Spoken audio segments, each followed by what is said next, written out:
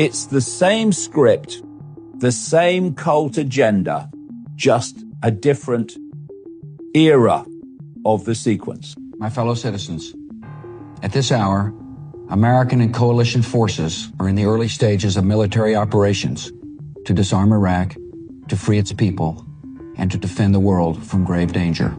Today, I authorize Armed Forces of the United States in a limited military action in Libya in support of an international effort to protect Libyan civilians. Iran is the world's #1 state sponsor of terror and just recently killed tens of thousands of its own citizens on the street as they protested. On my orders, coalition forces have begun striking selected targets of military importance to undermine Saddam Hussein's ability to wage war. We are answering the calls of a threatened people, and we are acting in the interests of the United States and the world. Operations in Iran. Our objective is to defend the American people by eliminating imminent threats from the Iranian regime, a vicious group of very hard, terrible people. Its menacing activities directly endanger the United States, our troops, our bases overseas, and our allies throughout the world. The attack on Iran is part of this sequence I'm talking about. Just as the invasion of Iraq was, and the invasion of Libya and all the rest. And as well as being part of the sequence, it's also an attention diverter, and it's diverting attention from the real deal that's going on in the background, which is the incessant advancement towards AI human fusion and the digital dystopia agenda. David Icke, what an honour it is to talk to you. And I last talked to you in 2022 when we were at the height of the baby will madness, trying to get Ardern to listen to the people who wanted unjabbed blood for their baby who was 3 months old and having an operation. And you heroically came on a fundraiser that we did for the family and helped us then. That issue still remains unresolved. People around the world want unjabbed blood still. But we move on inexorably towards the next issue and the next. And the current one is this latest war. So we see in that short we've just come out of you saying it's the same script with Iran, it's the same cult agenda. Just tell people, really hit them between the eyes, what is really going on. It's not about saving the women of Iran, this war, is it, David? No, that's the last thing it is. The thing is, if you break down the whole foundation of the agenda for the total, that's what's planned, the total control of humanity, right down to what people think and how people emotionally react, then it comes down to one thing. And everything that is happening comes down to this. It is control of perception. If you control perception, you control behavior. If you control behavior of the masses, you control the world. And so, things like censorship are not done for a bit of fun. They're done in the interests of controlling perception. So if you are putting out, take the COVID situation. The World Health Organization, which is a manifestation of this global cult, as I call it, this global network of secret societies that operate through every country, then you had the World Health Organization and Ted Ross, this gopher for Gates, who's a gopher for the Rockefellers, giving out a narrative of what we should believe about COVID. At the same time, the Silicon Valley corporations, also cult creations, were censoring, deleting other ways of looking at the COVID situation that would give people the opportunity to see that they actually might have a different perception of what's going on and not the one they're told to believe by the World Health Organization. And that censorship was all directed at perception. So if you have basically one source of information, you're going to form your perceptions from it, or overwhelmingly, most people are anyway, not everyone. But if you have other explanations and opinions of what's going on, then there's a very, very good chance you might go, well, actually, I'm not sure I believe what that Ted Ross is saying. This makes more sense to me. So you want to stop that.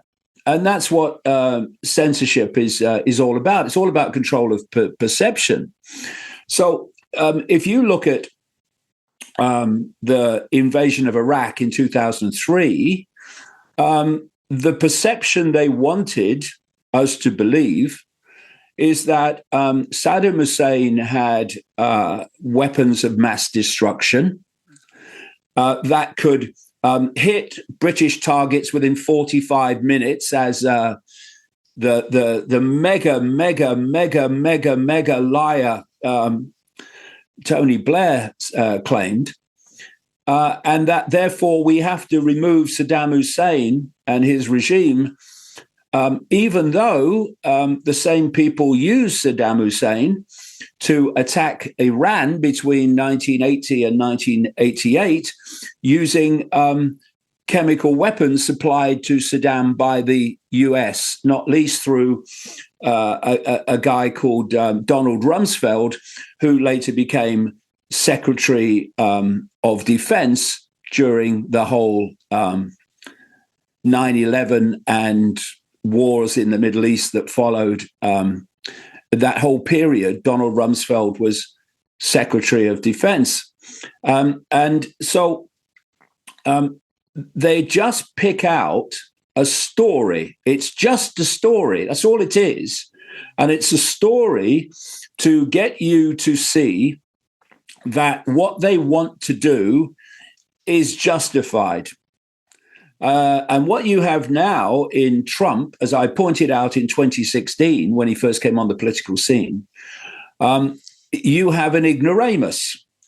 You have a malignant, narcissistic psychopath who has very little brain activity that can be discerned. And he's surrounded himself, as you would expect, with people of the same mentality, like Pete Hegseth, the Secretary of War, as it's called now. And so it's more difficult for them to hide it because they're much less subtle. I mean, not that Boy George Bush, the president at the time of 9/11 and the invasion of Iraq was subtle, but it was more a little bit more subtle. But now it's, to anyone paying attention, it's blatantly obvious what they're doing. And that is that there is an agenda, which I wrote about and said in talks going way back, it's all on video, to attack Iran, because Iran then has the potential to trigger in Russia, trigger in China. And of course, Iran's part of this BRICS grouping of countries dominated by China. And if you want a much wider conflict, then Iran is a very, very good target. And the thing is, over the years, Liz, I've of course had extraordinary levels of ridicule and abuse for saying that actually this global cult, as I call it, this network of secret societies, is merely serving the interests of a non-human force in another dimension of reality. Call it the astral dimension, if you like. And so this cult is playing out events and making events happen that are following the agenda of this other dimensional level, this non-human level. And so what can happen is you can get pulled in to the gopher level of all this. So you look at Trump, gopher. You look at Hegseth, gopher. You look at Netanyahu, gopher. You look at all these gopher levels that are running countries. Ardern, classic, former aide to Tony Blair. That doesn't get much worse.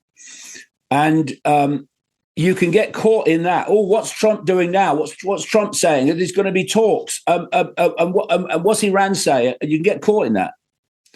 But actually, from this level, they're all controlled by the same force via this cult. So when you go into that deeper level, deeper in the shadows, if you like, beyond these gophers, that's where it's coming from. And at that level, Trump is controlled by the same force that controls Netanyahu and Starmer and Macron and all these apparently different leaders of countries. In the end, they're all answering to the same force. Many of them won't even realize that. In fact, most of them won't even realize that, but some will. And if you're looking at people like Trump and Netanyahu, they absolutely will know who they're answering to ultimately. It's so extraordinary to hear you speak. I mean, 5 years ago, do you know it's 6 years today in New Zealand, the 25th of March, we're recording this, since Ardern locked us down for this absolutely giant rort, this con of COVID.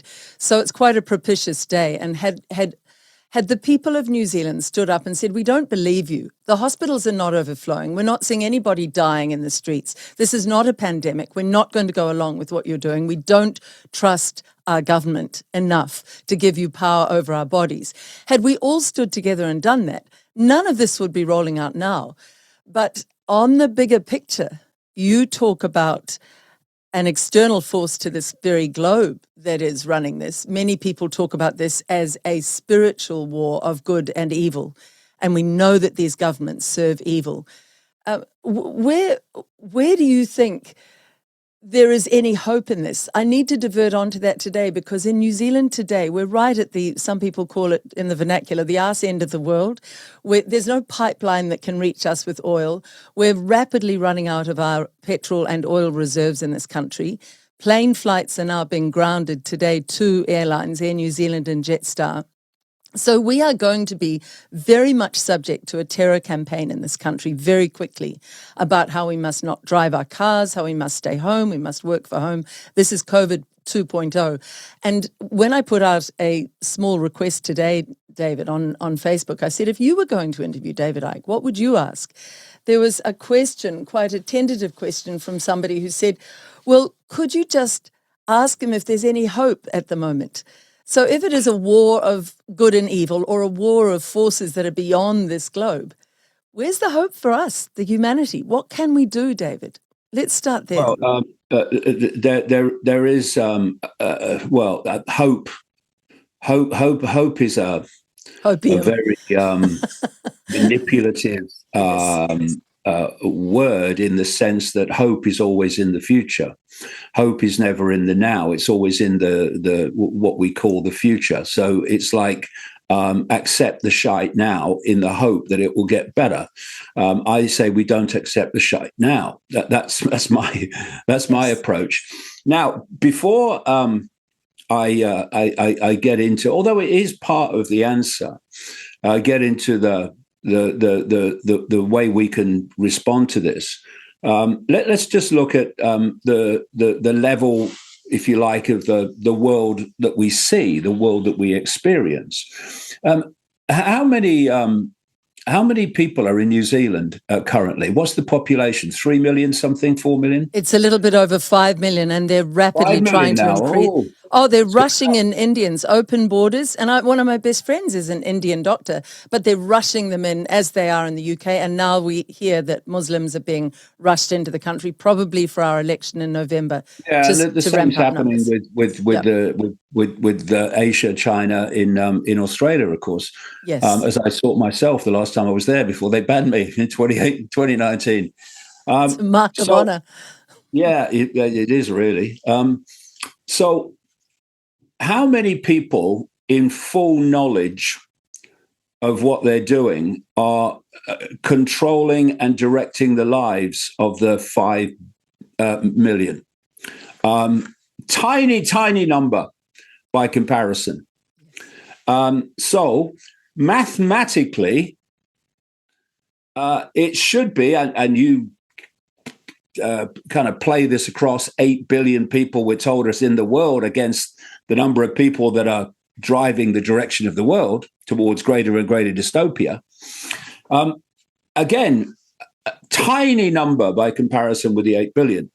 So mathematically, it's obviously impossible for the few to control the many.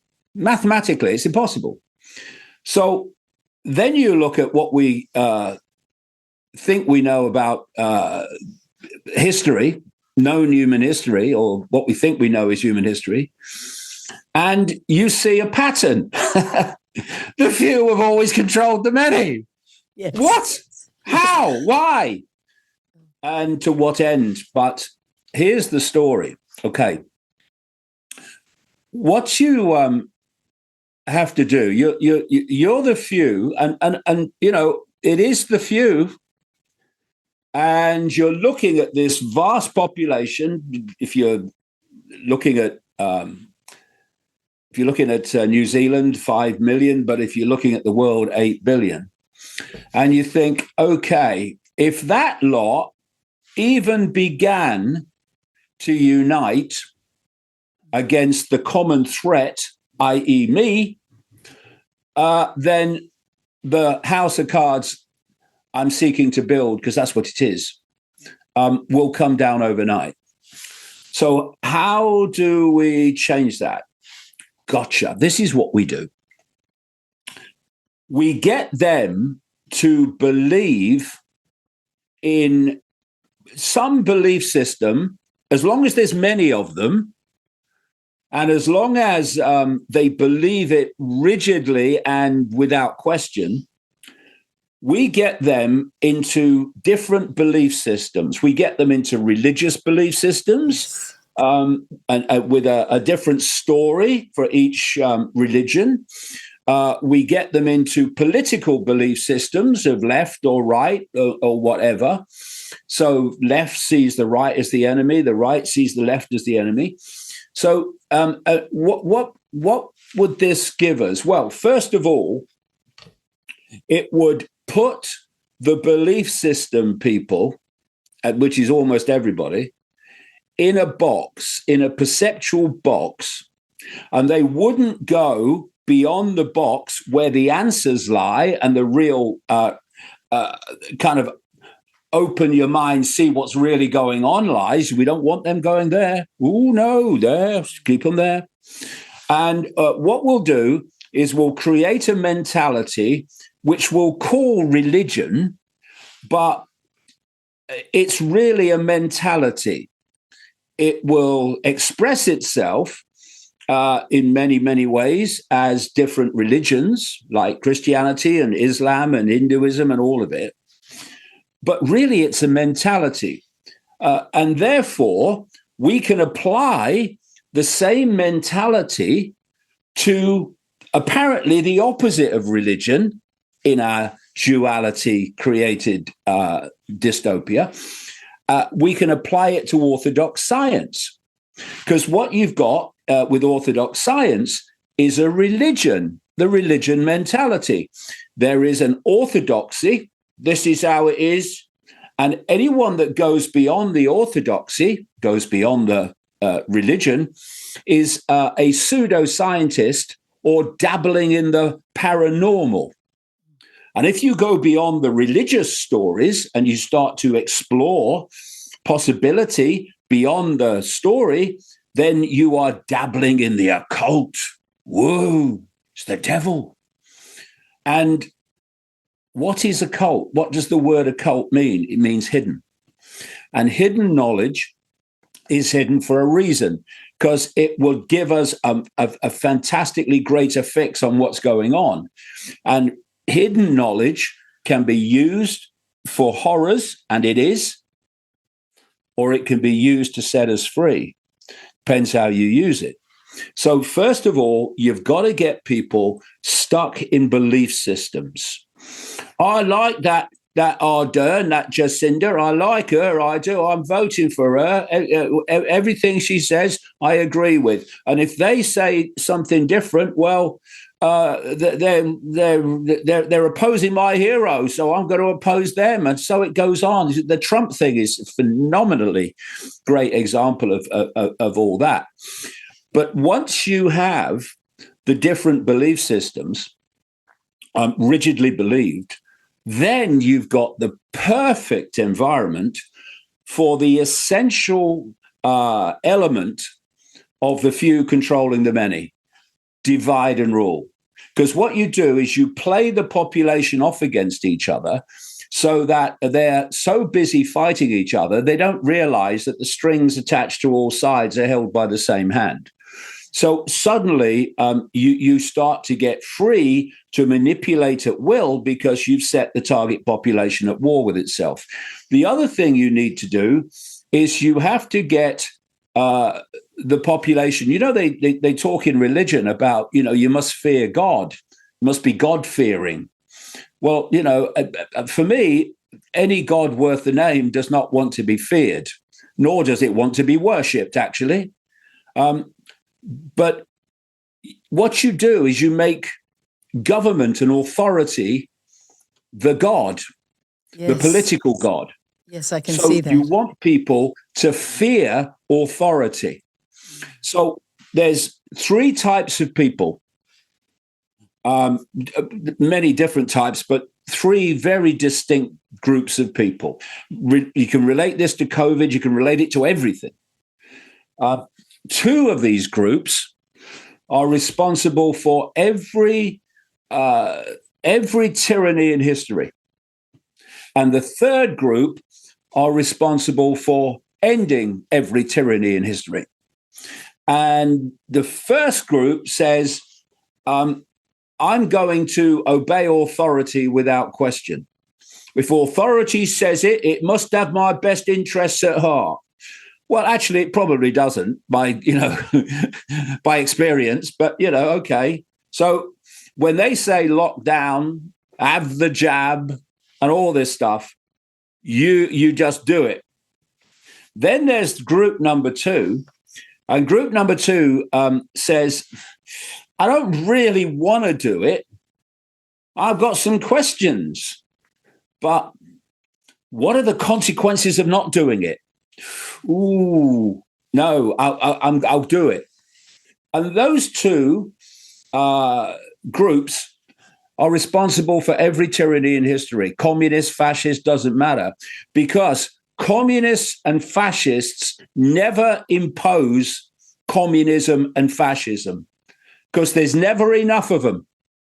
They come in, tyranny comes in by those two groups acquiescing, giving their power to tyranny in the form of acquiescence. So you come to group number three. That says, I've opened my mind, I've done a bit of research, and I don't have to do much to realize you're freaking lying to me. So not only do I know you're lying to me, I ain't cooperating with you because I know what you're trying to do. You're trying to create a tyranny, and I'm not cooperating. And that group has ended every tyranny in history. I mean, if you look at overturning tyranny, it's come from a few people originally who've said, look, I'm not cooperating with this. I'm going to refuse to cooperate with it. And what happens then is group number two, I don't really want to do it, but what are the consequences? It sees the momentum in the overturning of the tyranny, and then it starts to come on board. Yes. Tagging on the end. Yes. And that's how every tyranny in history has come down, and how every tyranny in history has been imposed. You cannot impose tyranny on a population of 5 million in New Zealand when you are a tiny few compared with the 5 million. You can't. The only way you can do it is the acquiescence to you, the few, of the 5 million.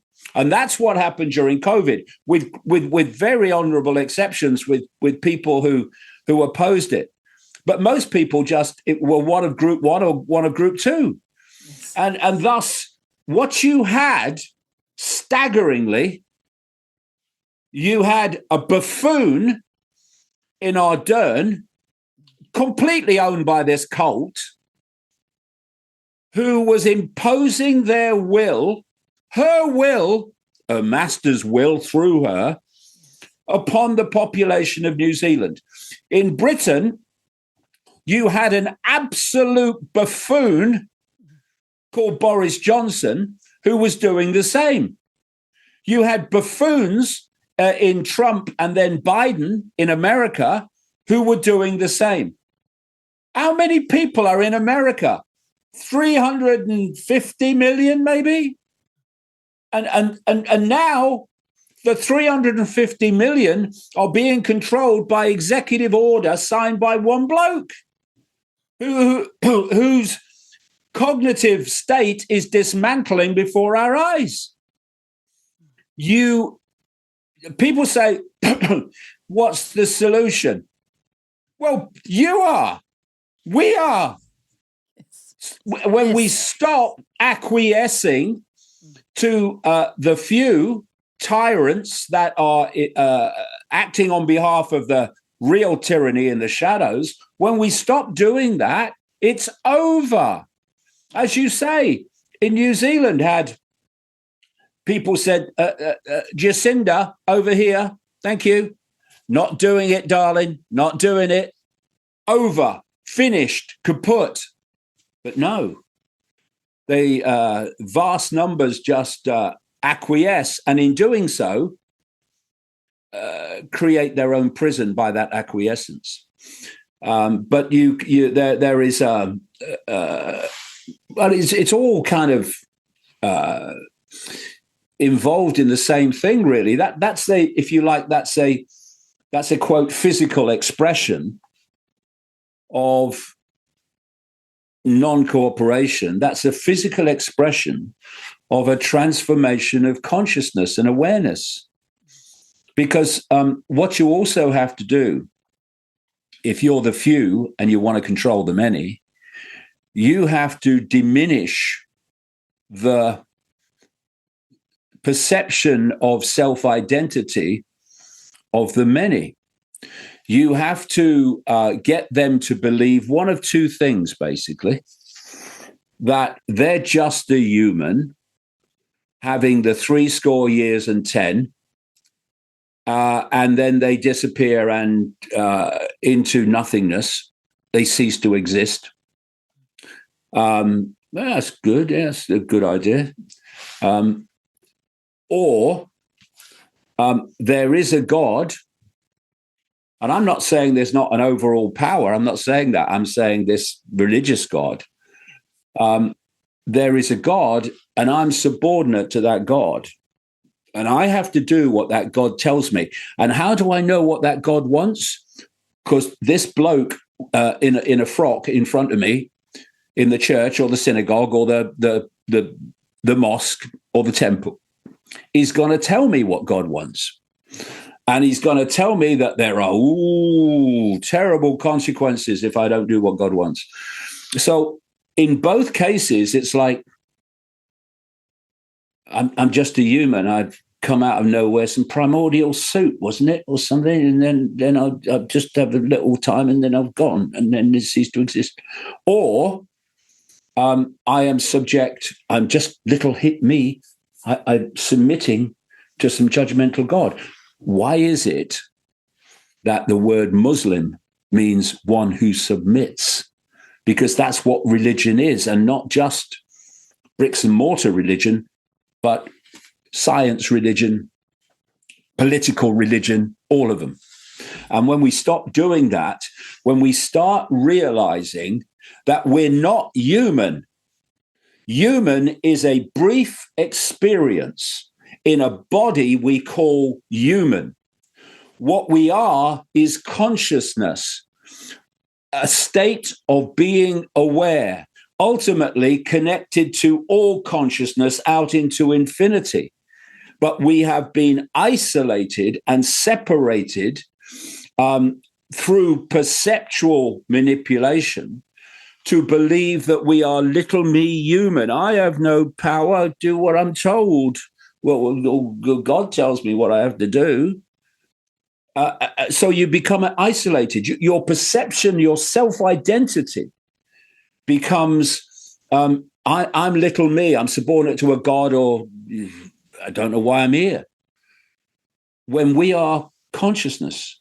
And as you expand your self-identity from I am Ethel on the checkout or Bill driving the bus to I am all that is, has been, and ever can be, having a brief human experience, what that does is your consciousness expands with your self-identity expansion, and you start to tap into levels of awareness, knowledge, knowing that are outside of the what I would call the simulation, the matrix that's been created to enslave us. And at that point, if you go far enough in your expansion, you go, oh, so that's what's going on. I can see it now. People have said to me over the years so many times, it's so obvious what's happening. Why didn't I see it before? Well, you didn't see it before because you were there. And now you're more here, you can start to see it. And that's what they don't want. And that is why we're getting down to it, why the sequence is getting faster and faster and faster towards a human artificial intelligence fusion. Because the idea is to attach artificial intelligence to the human brain, and then artificial intelligence becomes the human mind. It becomes what we think, and it becomes how we emotionally react. And don't take my word for it. The tech bros that have circled the wagons around Trump, just as I said they would before he came to office, they are telling you that. People like Ray Kurzweil at the Google executive, a so-called futurist, who was apparently has a great admirer called Bill Gates, has said years ago now that by 2030, humans will be connected, the brain will be connected to, quote, the cloud by artificial intelligence. And from that moment, he says, artificial intelligence will do more and more of human thinking until human thinking is negligible and deleted, basically. And so the reason that I'm so freaking vehement about what's going on is because we are heading there so fast. And the COVID fake vaccine is involved in this as well.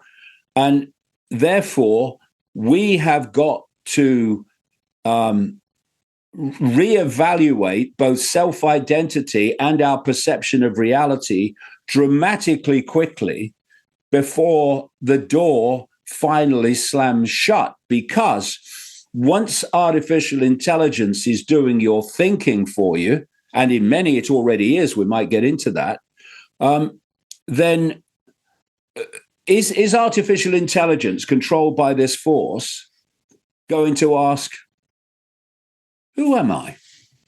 Where is this place? What is this place? Who's running the world? To what end? Is it going to ask those questions? Of course not. We're just going to do what we're going to become automatons thanks to artificial intelligence. That's the idea. And, I look at the alternative media and I despair often, especially that part, not all of it by any means, but that part of it that gets all the algorithmic support and all the promotion, not least out of America. They are looking at the myopia. They're looking at the twigs. Yes. But they're not seeing the forest. And the forest is that human thought and human emotional reaction is in the process of being hijacked ongoing by artificial intelligence. In fact, they eulogize some of the key players who are advancing this agenda, like Elon Musk. Tell me about your views on Elon. Don't start me. That was the most extraordinary, discursive, interesting, layered answer you just gave. There were so many points where I wanted to come in. One of them I will just pick up before you talk about Elon. I, in the last few days, decided to put up very brief posts questioning Trump. In fact, I said I've lost all faith in Trump. And I admitted that I was one of the ones sucked in. We've all been sucked in at different times. The nastiness that came back, the personal attack to each of them, I said, I'm happy on my page for you to come on and respectfully put out your views and give me your perspectives, and I'm happy to engage in a discussion. What I'm not willing to accept is that you come on and name call and degrade and diminish me because I hold a different worldview from you. And because I have at least the intelligence now, having made a mistake, to admit I've made a mistake, and to now question Trump and to say, I think this man is very dangerous. He is rushing in the control grid over all of us. And the nastiness that came back. So in preparing for you, for talking with you tonight, and I've done 5 years of this now, David, I'm in awe of you for being able to withstand the waves of abuse and degradation and inhumanity that you have had to put up with for what, 3 decades? For 36 years, yeah. For simply standing up for humanity. How do you do it? Yeah, how do you do it? It goes in one ear and out the other. It's horrendous. And you see, it's also about observing the world rather than getting caught in the drama of the world. Because what they're always doing, and this comes back to control of perception, they're always trying to hijack our attention, our focus. And if you fall for the drama of the world, then you're constantly having your attention hijacked and focused on different dramas. But if you take a step back and you look at it from an observer's point of view, it not only are you taking it in, you're taking more in, because once you get caught in the drama, the first thing that happens is you stop thinking straight. When you become the observer, you see things differently. Like, for instance, I can understand, having studied the manipulation of perception all these decades, why people are as they are. I mean, you've got people on the internet who are just bots, and fake logging names you don't know anything about. And a lot of them will be just targeting people because that's their job.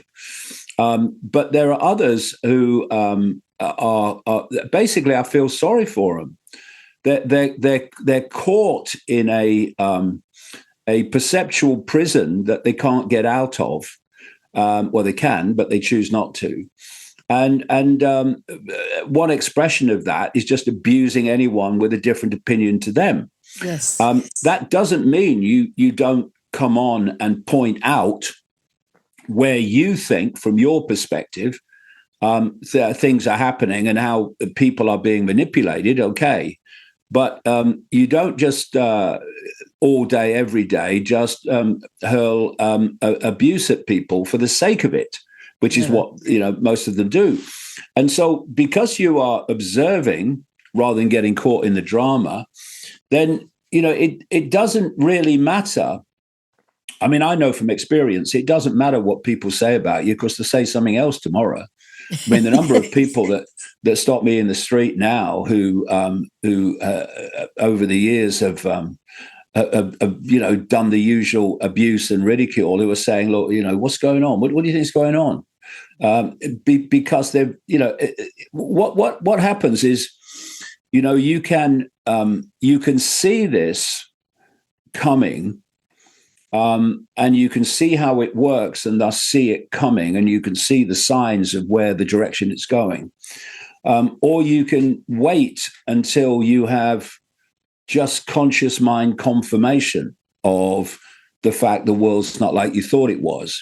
And what's happened more and more as they get closer to their goal is that happenings and events in the world have, COVID not least, have shown people in the conscious mind level, if you like, that actually the world's not like they thought it was. And so more and more people are starting to wake up to it. But the reason I wrote my latest book, The Roadmap, is because I saw people waking up to this. This was their kind of focus. I was waking up to that, waking up to that, waking up to that. What people, I would suggest, need to realize, that's why I wrote the book, is that all these different elements, all these different dots are all connected. They're all connected, every last one of them in the end. And it's only when you see that forest level of what's going on that the twigs start to make sense. Because before, the twigs were just random, isolated things, happenings, people. And at the forest level, you see they're all connected, and they're all connected to the direction the world's being taken. By the few. By the few. Yeah, Actually, by the few. A former policeman, Dan Picknell, a friend of mine, wrote to me just the other day and said, I've just finished David Icke's latest book, The Roadmap, and it's absolutely amazing, Liz. So I can recommend it via his recommendation. But tell us a little bit more about The Roadmap and how it will help people at this juncture in human history when a lot of people are feeling a bit shaky. Right. Well, I want to come to Musk eventually, but we will get there. We'll get back there. The thing is that the roadmap is laying out how it all connects, and that involves the nature of reality itself, what this reality is, because it's not what we think we're experiencing. It goes into the afterlife, because this matrix simulation has other frequency levels, other dimensions to it. It goes into the fact that this non-human force is manipulating human society, and how it's doing it, why it's doing it. Now, the why is very, very relevant to why the world is as it is. I concluded a long time ago, actually, before Elon Musk even talked about it, that this world is a simulation. It's the equivalent of a virtual reality computer game. Very, very, very much more advanced, of course, but that's what it is. And what's really become so clear to me is that this technological explosion with computerization and artificial intelligence and the digital system and all that is actually a technological version of the very reality we're experiencing. They're mirrors of each other. So this matrix, this fake reality, is actually a field of information, actually fields of information, obviously. And it's the equivalent of Wi-Fi. If I said to people who knew nothing about computers that in this room, it's not, I don't do Wi-Fi, but in most rooms you would have Wi-Fi. So in this room is a field of radiation encoded with fantastic amounts of information. And if you get a bit of kit called a computer, you can get the computer to log in to that Wi-Fi field, and it can put on the screen in a completely different form the information in the Wi-Fi field. Now, people who knew nothing about computers would say, "You're freaking mad, mate. What are you talking about? Wi-Fi field? I can't see anything. Where is it?" But because now people know about Wi-Fi and they know about computers, when you say the same to them, they go, "Oh, yeah, of course. Everyone knows that, mate. Wi-Fi, computers. Yeah, of course." The only difference between "you're mad" and "of course everyone knows that" is knowledge. Yes. It just shows that if you can keep knowledge from people, then you can manipulate their sense of reality so easily, especially if they're closed-minded until some academic or scientist tells them it's possible. Then suddenly, "Oh, yeah, it must be possible then." Well, work it out yourself, mate. Yes, or some legacy media idiot who's just exactly. So yeah. what you have, therefore, is the question. Well, okay, so there's a Wi-Fi field, yeah, and there's a computer, yeah, and the computer decodes the Wi-Fi field, yeah, okay. So where's the computer that decodes this then into the reality we think we're experiencing? Hello. This. I have been calling the human body a biological computer since the 1990s. And it is a biological computer. And that's an interesting thing. Biological. We think that biological is natural and that technological is human-made. Okay. So how do we know that? The only way you're going to really know that is if you have something that is absolutely, unquestionably natural to compare it with. But we don't have that.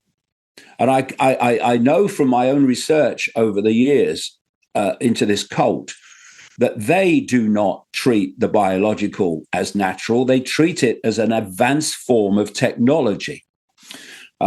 And so we have a biological computer, and it is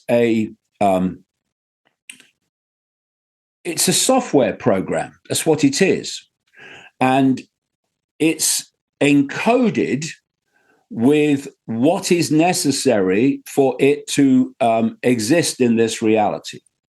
So people might say, "Well, that's crazy. What do you mean the body is a computer?" Well, when's the last time anyone remembers breathing? The last time they remember breathing is when they were out of breath. Otherwise, they just breathe, or something breathes for them. They don't stop and focus on digesting food they just eaten. The body digests it. The body goes into a room that's cold and will adjust. It goes into a room that's hot and it will adjust. There's phenomenal tweaks going on all the time in the human body that we are not consciously in any way aware of, because it's a software program, a biological software program. And what I'm saying, which kind of becomes relevant to what I said earlier, is that the software program also contains psychological programs. In other words, if we do not bring consciousness into the perceptual equation, then the body program is thinking for us and it's having emotional reactions for us, which are encoded in the body. For instance, there's an area of the brain at the back here called by scientists the reptilian brain, or the R complex. And that's where we get the fight or flight response from. That's where we get road rage from. The reptilian brain is constantly scanning the environment for threats to survival, not just physical survival, but survival of relationships, survival of a job, survival of paying the rent at the end of the month. And that's just one group of examples of how the psychological program is playing through the biological computer. And when you open yourself to the true I, the eternal I, consciousness, which the body program is there to exclude, then you start to override the body program. And this is what we call awakening. And this is how we start to see the world differently to the body program. So then you look at the decoding of the matrix sequence. And we are interacting with this matrix field of fields of information.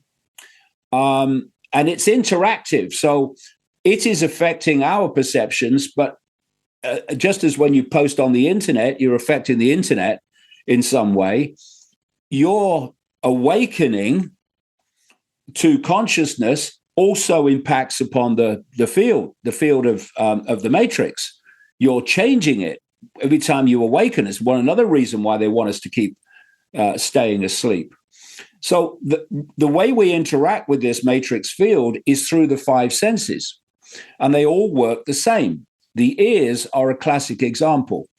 The ears are tapping in to frequency information, what we call sound waves. So I'm talking now, but no words are passing between us.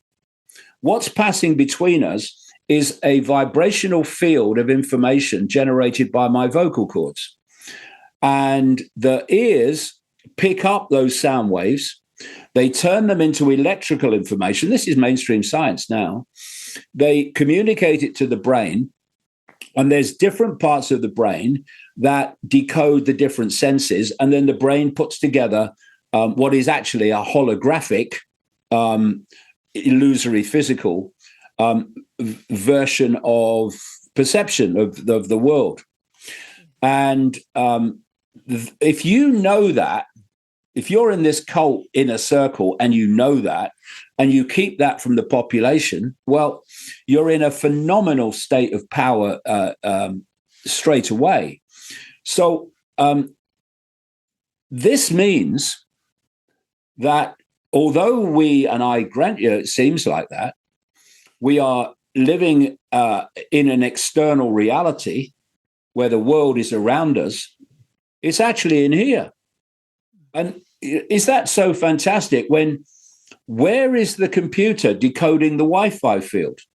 Inside the computer. We're just observing on the screen what's going on inside the computer. And like I say, it's extraordinary to watch how this technological so-called revolution is mirroring the very way that we experience reality. And if we then come round to why this matrix has been created by this nefarious force, and what's the point of it? Well, there is a point. This is mainstream science again. Every time we think and every time we feel emotion, we are generating a frequency. Energy. Yes. People call it vibes, or got good vibes from him, got bad vibes from her. Because although we can't see the vibes, we can feel them on some level. So you are giving out frequencies based on your mental and emotional state, frequency patterns. And they are very, very different compared with the different emotions and the different thoughts. So joy and love and peace and contentment and balance are high frequencies, high fast frequencies. That's why when people are in a high state, an up state, they say things like, "Oh, I feel so light today." Why? Because you are generating frequencies with your state of being, your state of perception, that are vibrating the field around you in very fast. So it appears to be, "Oh, I feel so light." But when people say, "Oh, I feel so heavy today," when they're in a low frequency state, emotional, mental state, that is because the low frequencies are related to the frequencies of fear, major one, of the reptilian brain generates the fear, by the way, to a large extent. They are generating anxiety, depression, resentment, regret, hatred, conflict, war in all its forms. These are low, slow frequencies that we're giving off. So people say, "Oh, I feel so heavy today." And this force is feeding off human energy. It's feeding off a particular type of human energy, that low vibrational type, which some people have given the term louche to. And so suddenly it dawns why the world is as it is. Because this force has, through its global cult, not least, of manipulating world events, has no interest in a world of love, of joy, of peace, of contentment, of balance, of harmony. It wants a world that generates the low frequency emotional and mental energy that it feeds off and gets sustenance from and power from.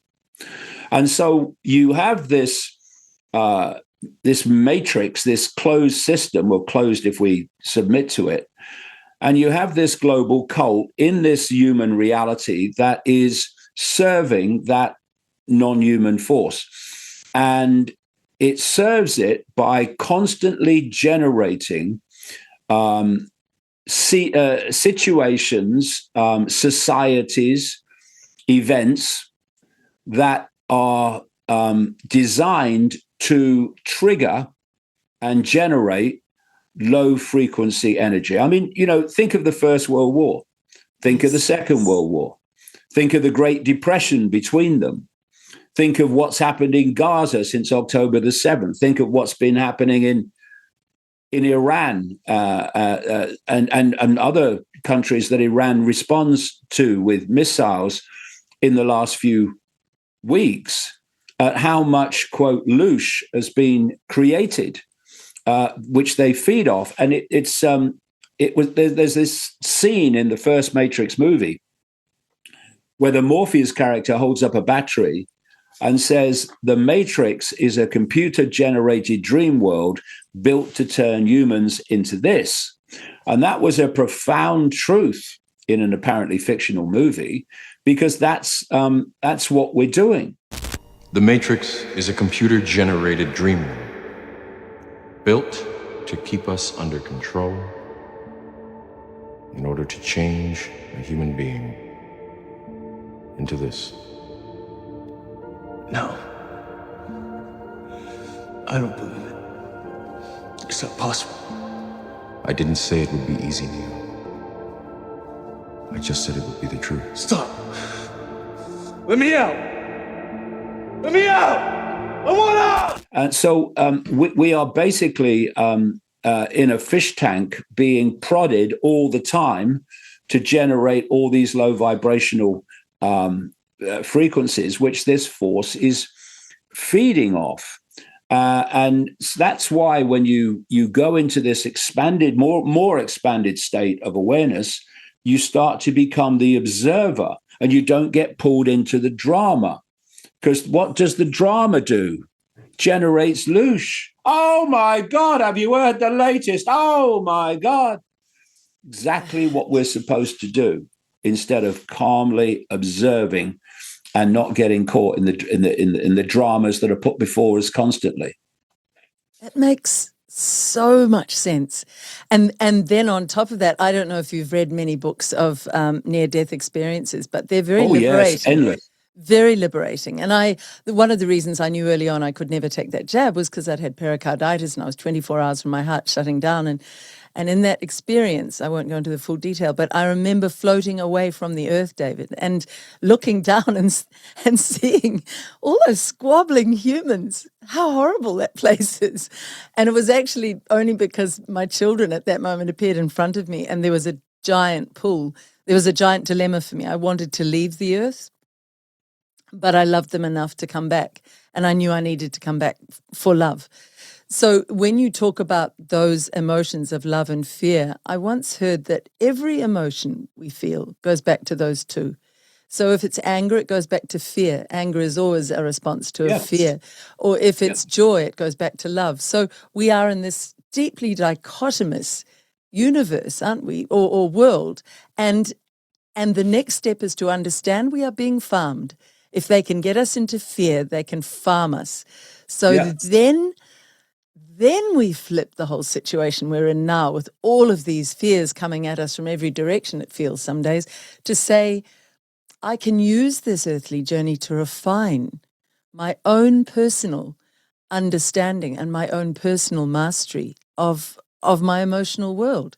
In a way, is that what you're saying there, David? Yeah, because, people can think, okay, if you don't get pulled into the drama, then you don't care enough. Yeah. But that's not true. You're just aware that getting caught in the drama is exactly what this force, this cult wants you to do. So you don't do it. Everybody gets pulled in a bit, but you very quickly think I'm being pulled in, and you withdraw again, and you are deciding with a clear mind rather than a stop thinking straight mind. Yes. To how you can best respond. A clear mind, not a fear mind. That's a good one. Yeah, and so it is a case of taking control of your mental and emotional state from seeing what the situation is. You see, if you don't realize what I've just explained, then you will get caught in the drama because you'll think you need to. And I completely understand that. I understand why people look at what's happening in Gaza over the last few years, and they are appalled by it, and they're disgusted by it, and they are furious at it, and all that. But that's what this force wants. That's why it sets these things up. One of the reasons it sets these things up. But instead of, I'll tell you what the process that I go through. I look at something and I think that I don't like, and I say, how can I best make a difference to this? Nice. And what I can do is get caught in the drama of it and then respond through the drama with more drama. Yes. Or I can look at it and I can say, how can I best make a difference here? Well, I can best make a difference by, first of all, understanding what's going on and why that's happening. And I can best make a difference by just informing as many people as possible what's going on and why that's happening. Yes. And you can do that without getting pulled into the drama, because my approach is always, if I get caught in the emotion of something, will it make that something any better if I do? And if the answer is no, then what's the point? What's the point in you getting pulled into the drama of some horror and emotionally reflecting that, if you getting caught in that drama will not affect the drama? There's no point. We just need to stay one step back and think, how can I best affect this, rather than getting pulled into it with all the all the louche potential of doing so. And it's not that you don't care. My God, I wouldn't have done what I've done for 36 years if I didn't care. But Yes. you don't get pulled into where they want you to get pulled into. So you can, it's like you can say that Trump is imbecilic. You can say that Trump is a malignant narcissist, but you don't do it out of hatred for Trump. You don't do it with that energy of hatred. You're just making a point. Yes. The guy is being mentally dismantled and is making decisions that are insane. That's what you can see from your observation. But you don't do it with hatred. I hate Trump. I hate that Trump. Because all you're doing is producing the very energy that they want you to produce. They want you to hate Trump. What they want, because this world, the way the matrix is set up is as a duality. So if you look at, say, electricity, it has polarities. And this matrix is based on electricity and electromagnetism. That's its foundation form. So what it wants all the time is two sides at war with each other, or two sides interacting with each other. So to this consciousness behind the matrix, to have people doing something that's unpleasant and having people resist people that are doing something unpleasant, that creates the electrical circuit. That's what they want, because they got loose here and they got loose here, right? Instead, I would say, just my opinion, that the approach is taking a step back, observing, and calmly refusing to cooperate with what's being done that you don't like. So, for instance, if someone comes out of Downing Street or the New Zealand Parliament or the White House and says, we've had a discussion and this is what we've decided is going to happen, what you can do is resist that in the sense of anger and fury and, posts on the internet. Yeah, well, can they do this? It's outrageous and all this stuff. Or you can calmly say, we're not doing it. We're not doing it. What you're telling us to do, we're not doing it. You don't have to get angry. You don't have to become a louche producer. You just say, sorry, not doing it. And if enough people say, we're not doing it, that can't be done, because this is the revelation. Authority has no power. Yes. This other dimensional force, this cult, in and of itself, has no power. The power that they use against us is the power we give to them second by second, every day. And one of the things that we do to give that power away is voting.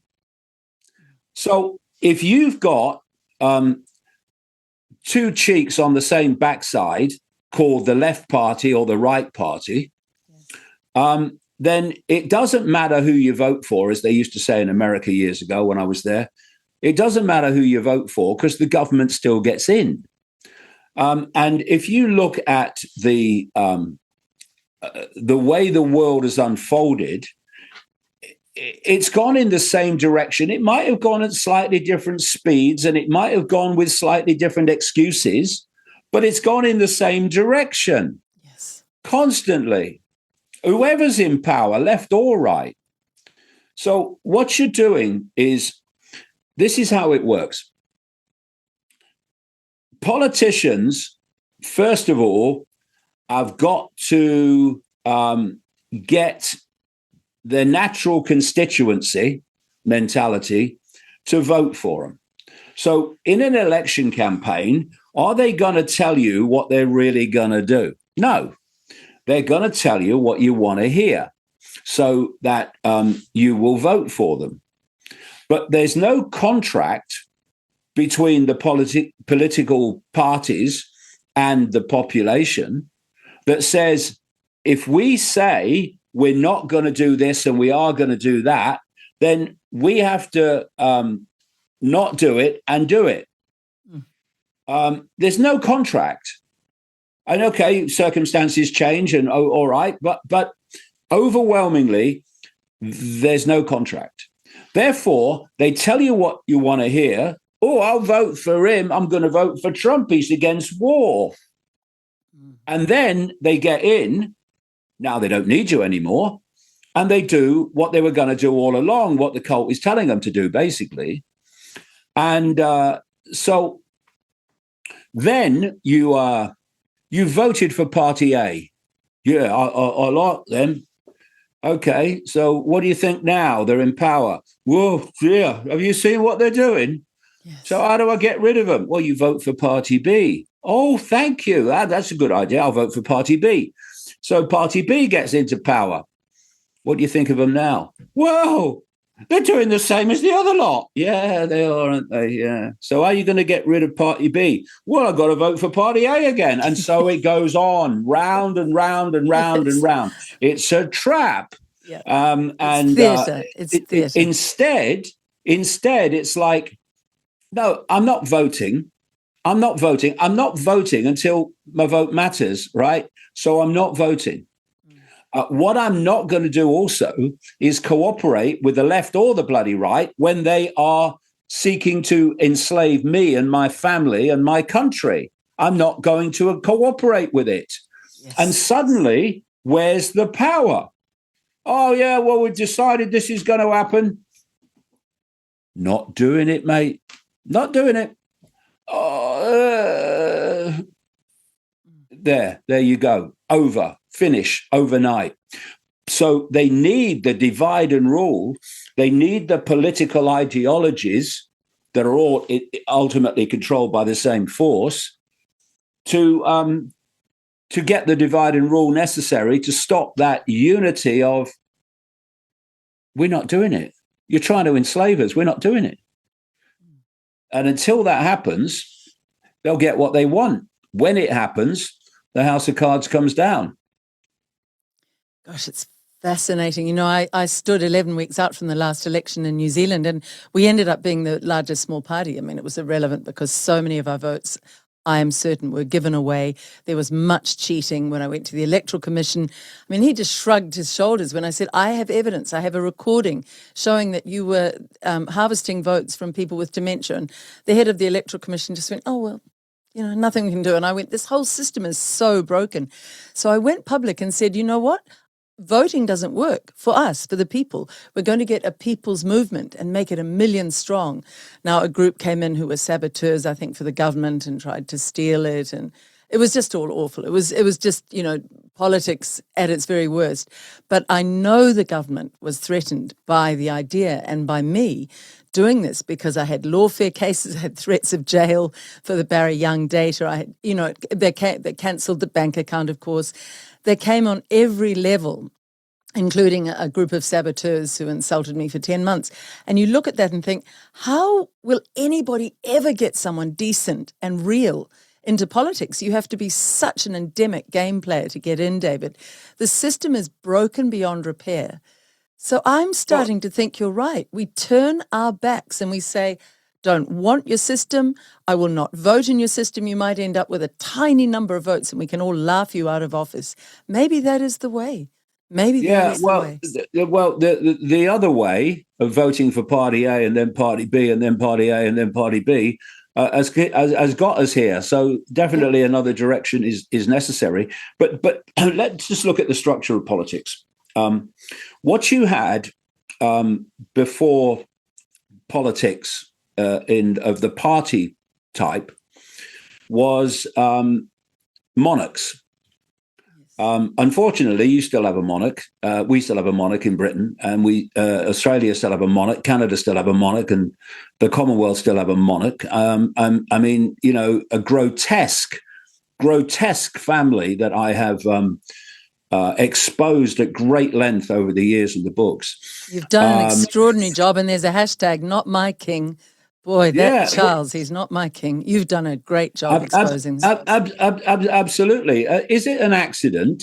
Is it really an accident that King Charles, when Prince Charles was a close friend from the 60s onwards to his death in 2011 of Jimmy Savile, the notorious mega paedophile who was invited into the inner bosom of the royal family in the 1960s, even though he was just a disc jockey, by a guy who was a known paedophile. There are FBI documents to support that, called Lord Mountbatten. Lord Mountbatten, who is acknowledged as the mentor of Prince Charles and Prince Philip. What was lost in the Jimmy Savile story that I documented in great length in a book called The Perception Deception is that Jimmy Savile was not just a mega pedophile, not just a necrophiliac. He liked sex with dead bodies. That's why he famously volunteered as a porter at a Leeds hospital. It gave him access to the mortuary. This is the mentality we're dealing with. This is the mentality running the world, ladies and gentlemen. Yeah. But he was also someone who procured children for the rich and famous. That's how he got away with his paedophilia for so long, even though the police knew about it. And the royal family didn't know about it. If the police knew about it, are you kidding? But no, he was... he had his back watched because he was procuring children for the rich and famous. And he was in the inner circle of the British royal family. And then suddenly King Charles sends Prince Andrew, as was, off to Norfolk and exiles him in Norfolk because of his connections to Epstein. Oh, we can't have that. No, it's not you can't have it, Charlie boy. It's that it's a danger to your continued existence as a monarchy. So therefore, you do what's necessary to put him as arm's length. What was Andrew involved with Epstein? Well, of course he was. But you were involved with Jimmy Savile, mate, weren't you? All right. I mean, it's a joke. And these people are they are heads of state in multiple countries. What are we doing? What are we doing accepting this? So you had the monarchy, and there came a point when enough people around the world had reached a state of maturity where they weren't having it anymore. They weren't having royal rule by who had sex with who in what order. They were not having it. And so the cults looking at this and saying, okay, we got to replace this with something that also suits us. And so they created political parties. And political parties are pyramids, like almost everything in this reality is structure. You create a pyramid, and at the top of the pyramids, of left or right, doesn't matter, you have that which dictates the pyramid. So you want to become a member of parliament, say, and you then have to persuade the local constituency party, in this country anyway, that you should be selected as their candidate. To do that, you have to support and repeat the policies and the approach of the party hierarchy, the top of the pyramid, because they're dictating to the pyramid. And all right, you might get selected to run for parliament. If you win and you want to get into government, then you have to go on following the diktats and supporting with votes, even though you might not agree with it, what the party hierarchy is dictating. And so what you've got is at the top of these left-right parties who have any chance of forming a government, you've got this hierarchy that is dictating the entire pyramid. Yes. And then you go one step back in the shadows, and this hierarchy and that hierarchy answer to the same force. And what they want us to do is to give our power away to the cheeks on the same backside, so that they, for the next 4 or 5 years, can do what the cult wants them to do. And this is what has been happening all along. And so this is the A-B voting sequence, where the same force is in power no matter if you vote for A or B. And this is why the direction of the world has continued to be the same, even though apparently different parties have been in government. And so we can go on doing that, and we can follow the Pied Piper to the edge of the AI cliff, or we can say, I think another approach is necessary here because that approach has not worked. And that is saying to the Pied Piper, sorry, mate, not doing it. You know this path that you're leading us to the river or to the cliff edge. We know where it leads, mate, and we're not following you no more. So you play your little pipe, you blow into your little pipe, and you walk along your path to the edge of the cliff and look around, and there's going to be no one following you. And that's the end of the power of the Pied Piper. No power anymore. But until we do that and suss that the system is there to get us to give our power away to the few, the Pied Piper will go on leading to the edge of the cliff. Oh, it's fascinating. I was, a friend, Icke, wrote to me today and said, aren't you on, it was basically, she's a nice woman.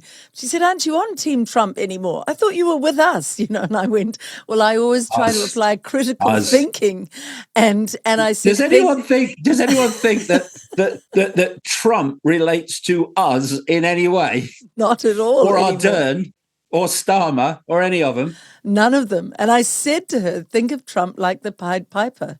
But they do, they lead us to the edge of the cliff. If we don't follow them, the system falls away. And then what do we have? Because nature abhors a vacuum. We have a void. Is it what I said in that election? I said all the way through the last election, I'll get into power and I will decentralise as quickly as possible back to local villages. So we have only a few people in the centralised parliament. This was my vision. And maybe coordinating the roading and maybe the hospitals, but everything else can be decided at a community level. And if your local mayor who heads that community is not doing what he's promised you, you can abuse him in the cafe by saying, you get out there, I've put you in that job, I'm paying you to do the job, you get out there and do it today, or else I'll get you out of office. Is that the only way human society can really feasibly run without this giant rort being run on us to break the matrix? Yeah, well, that's very, very interesting what you say there, because that's been my view for even long before I I started on this path consciously in 1990. The thing is that, okay, you can look for a solution, and I'm not interested in solutions because solutions invariably lead to more problems in need of more solutions. That's the round and round the garden again. My approach is looking at the cause of the problem you don't want and removing the cause. Because if you remove the cause, the problem must disappear because its cause is gone. And so then you look at the cult agenda, and you look at what we think we know about human history, and you see the sequence. And the sequence is obviously the problem because it's led us to where we are. So what is the sequence? It's the constant centralization of power. Because at every stage you centralize power, the fewer are having more power over the many. So there was a time when humans organized themselves into tribes, not least because of transportation problems, etc. And they, in the tribe, decide what the tribe was going to do. Then there came a really pivotal moment on this sequence when lots of tribes were brought together to form what were called nations. Now, a few people at the center of the nation are dictating to all the former tribes that form the nation. Then you move into the European Union, for instance, where the nations are brought together under a central control, not least by unelected bureaucrats in Brussels. You then start to see the amalgamation of countries through things like the BRICS grouping and other groupings, the groupings that are called NATO and all these other groupings. What you're doing is you're on a journey of constantly centralizing power. And what they want in the end is a world government, actually an unelected world government, a technocracy, dictating to every community on the planet. That's what they want via a AI hive mind, which I write about in the roadmap. So the problem, if you're looking at how the few control the many, is the constant centralization of power. Yes. I mean, what happens in New Zealand is no longer decided in New Zealand. It's decided elsewhere. And the further you make decisions away from the people affected by those decisions, the worse those decisions become for the people affected by those decisions, because you have no input into them. You have no consequences for the decisions you make. I mean, there's people in the European Union, bureaucrats making decisions about countries they've never even been to, never mind know about. And so if you're looking at the cause of the problem, it's the centralization of power. So removing the cause of the problem is you decentralize power. And for me, there should be a complete inversion of the current situation, whereby power is held by the local community and is devolved only on the basis of coordination to the national government. So the national government becomes a coordinator of like you say, transportation, whatever. But it is subordinate in its power to the local community. So suddenly the local community is making decisions that affect the local community. And as you quite rightly say, that means whoever is appointed to administer and follow the diktats of the community in some form of community power has to face the people constantly that he's having some influence on. And if he's not doing the job that they want, well, he's on his bike. And you only devolve power to a higher level on the basis of coordination. I have no problem with a global bodies coordinating between different countries. So there's a way that you can give your opinion on the global situation. The problem comes when the power at the higher level is able to dictate to the lower level what happens, because that's what's happened and systematically, and that's why we've got where we are. You now have the actions of Donald Trump, which are really the actions of the people that control Donald Trump, that are having this massive gathering impact on every community on Earth. Yes. Because of the way that the energy supplies are being affected by his actions and Israel's actions. And where is the United Nations? Where are these bodies that's supposed to be about peace? Where are they? Silent. And they're silent because their job is not to stop what is happening, it's to facilitate it. Oh, yes, you might have the UN Secretary General saying, oh, no, this is wrong, we shouldn't be happening. Okay, so what are you going to do about it? Well, nothing really, but I will condemn it. Oh, yeah, so it still goes on then. And where is Capitol Hill in America? The House of Representatives and the Senate. Yes. Where are they?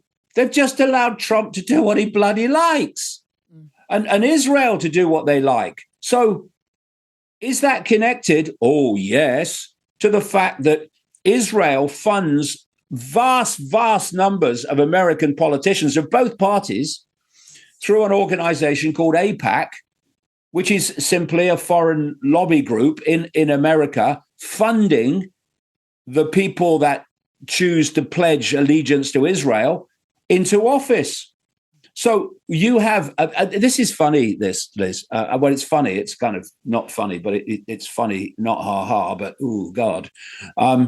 You've got Chuck Schumer, who is the leader of the Democrats in the Senate. Another one with pedophilic tendencies, and there is visual imagery on that. It's disgusting. And Chuck Schumer is owned by Israel. He's an ultra-Zionist. And people have said in the Democratic arena, why is Chuck Schumer not doing more to stop Trump? Well, because he's owned by the same people that Trump's owned by. That's why. And this is what makes the whole, are you going to vote for this time, so irrelevant. And we have to go down another route. And that route is A, non-cooperation with our own enslavement. It's over overnight if we did that in unity. And also to devolve power from the center to communities so that people decide in their own community what happens in that community and not having it dictated from afar by people who've never been to that community. That's what happens now. And that's why the few have always controlled the many. I love the idea of any leader has to get into the office. Our current corrupted Prime Minister, Christopher Luxon, has to go into his office in Wellington and put on overalls. And it has to say all of the people, funding him. So AIPAC here and all of the land developments, property developments. Even if we did devolve it back to the community, if the property developers get in, you have to say which property developers are funding you, and you have to wear that around your community every day. So we go, oh yeah, you're like a racing car driver, but we know who your first loyalty is towards. Or The other else thing we stop too, the outside funding. But that may be impossible. If you admit it, we can see, oh, you'd have a bias. Of course you would, because it's worn on your overalls, your work outfit. Yeah, what were yeah. you Well, going to say? you are when you're devolving power to communities, the people in the communities, they don't need the same amount of money to run for office. That's a good and point. and Yeah. because you're dealing with a smaller area, and what you say Yes. is that there is going to be no private funding of politicians, none. If that Brilliant. means that the community has to cough up the brass for people to run for office, okay, well, let's do it.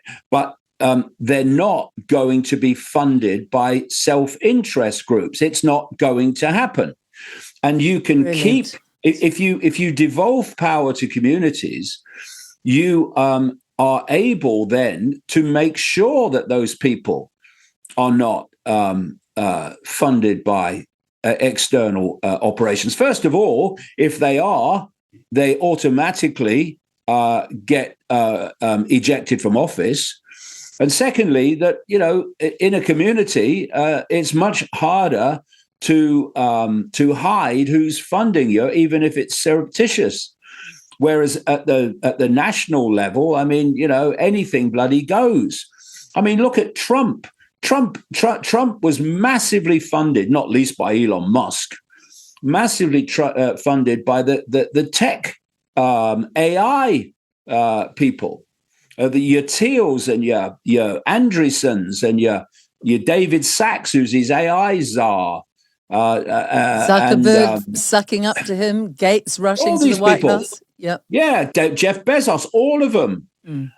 And what he's done, having been funded into office by billionaires, is to, first of all, give massive tax cuts to billionaires, but also facilitate their AI agenda. This is what happens. It's pay for play. And the only way you stop that is by making it impossible, or at least illegal, to be funded by interest groups, private interest groups. It's ludicrous that happens. Does anyone think that you're going to get massive amounts of money from an interest group, and in power you're not going to benefit the interest group? Why do you think that interest group is funding you in the first place? Yes. It's crazy. It's actually brilliant. I had not thought that if you keep it small, you need fewer funds, and the community will chip in, because now the community is engaged, because the community knows they will be listened to and honoured, which we know at the moment. No one in our central government will honour the people of New Zealand. We now come nicely to the segue into Elon Musk, and maybe you better take a sip before you begin, because I'm very interested to hear your views on Elon. He is like so many of them. He has a certain charm. He'll say some things that really appeal, and you think, oh, he is on our side, and then he'll go completely against any kind of freedom. So let's have a little sip, and off we go. Well, first of all, he's not on our side. He's not. He's a cult operative. The idea that he's running all those companies is laughable. I quote in the roadmap a whistleblower who's taken him to court, describing him as a monster, who worked for Tesla at quite a high level. And she said that he only turned up at Tesla about once a fortnight. Didn't see him otherwise. So there's no way he's running these companies. He's a front man. He's a sales pitcher. He's the fake genius, because he is a fake genius. Or other people are doing it all and using him as a front man. So let's look at his history. Well, let's go back to Canada in the 1930s. and a bloke called Joshua Haldeman, who was Musk's grandfather. He ran an operation with which also went into America, called technocracy. And technocracy wanted an end to elected politicians. This is the agenda. This is why they put so many morons in power, because they want people to reject elected politicians. So he was pushing the technocracy, which is the end of elected politicians and government by appointed technocrats, bureaucrats, and, quote, experts, who are almost always not. And in the 1930s, technocracy and Haldeman produced a map of a technate, which they, because the idea is you have a world government, and then you have different regions of the world that answer to the world government, big regions. And so he produced a map, Haldeman and technocracy, of the technate they wanted for the Americas. And it starts in the South, with in actually the north of South America, with Venezuela and Colombia. It then goes up through Panama and Central America into Mexico, in the United States, obviously, and then into Canada. And the top of the technate in the 1930s is Greenland, which is kind of extraordinary given what Trump is talking about and has been talking about, though he never mentioned it in the election campaign since he came to office. He's also talking now about taking over Cuba, and Cuba was in the Haldeman technate, and he is now so blockaded energy sources to Cuba that the lights are going out, and the electricity system is breaking down on the way to just moving it and taking it over. So that's one hell of a coincidence. So Haldeman then was not very popular in Canada with the Canadian government, not least because he was a supporter of Hitler in Germany. And he up sticks and goes to South Africa. And the reason he went to South Africa is because he was a big supporter, Joshua Haldeman, of apartheid. So he goes to South Africa, and his daughter, May Musk, eventually gives birth to Elon Musk. Elon Musk was brought up in a family that was very rich, well documented, and was very much benefiting from the apartheid system. Just before Musk was due to be conscripted into the South African army for a period, as they all were in those days, he up sticks to Canada, thanks to his parental background, and then moves into America. And if you look at Elon Musk's background, it's in business, he's a total con man. Oh, yeah, that Elon Musk, he started Tesla. No, he didn't. He never founded Tesla at all. He came in later and then ousted the founders and claimed to be the founder when he wasn't even nearly the founder. That's the Zuckerberg. That's the Zuckerberg playbook too. That's Mark Zuckerberg. He did a similar thing. Well, this is how it works. So then you have SpaceX. This is the official story. Musk flew to Russia with a CIA operative to negotiate buying intercontinental missiles. I mean, go figure. That didn't happen. And on the way back, he tells the CIA operative that he's going to start SpaceX, and he wants this operative to be his basically chief. The operative did not accept the job. Instead, he took a job with the CIA and a part of the CIA known as InQtel or IQT, which seed funds companies and startups that are producing technology that could benefit the surveillance and control agenda of the CIA. He then, while in that period, InQtel seed funded the creation of Palantir of Peter Thiel and Alex Karp, both steering committee members of the Bilderberg Group, a massive globalist operation, while funding the career of J.D. Vance. I mean, you can't make it up.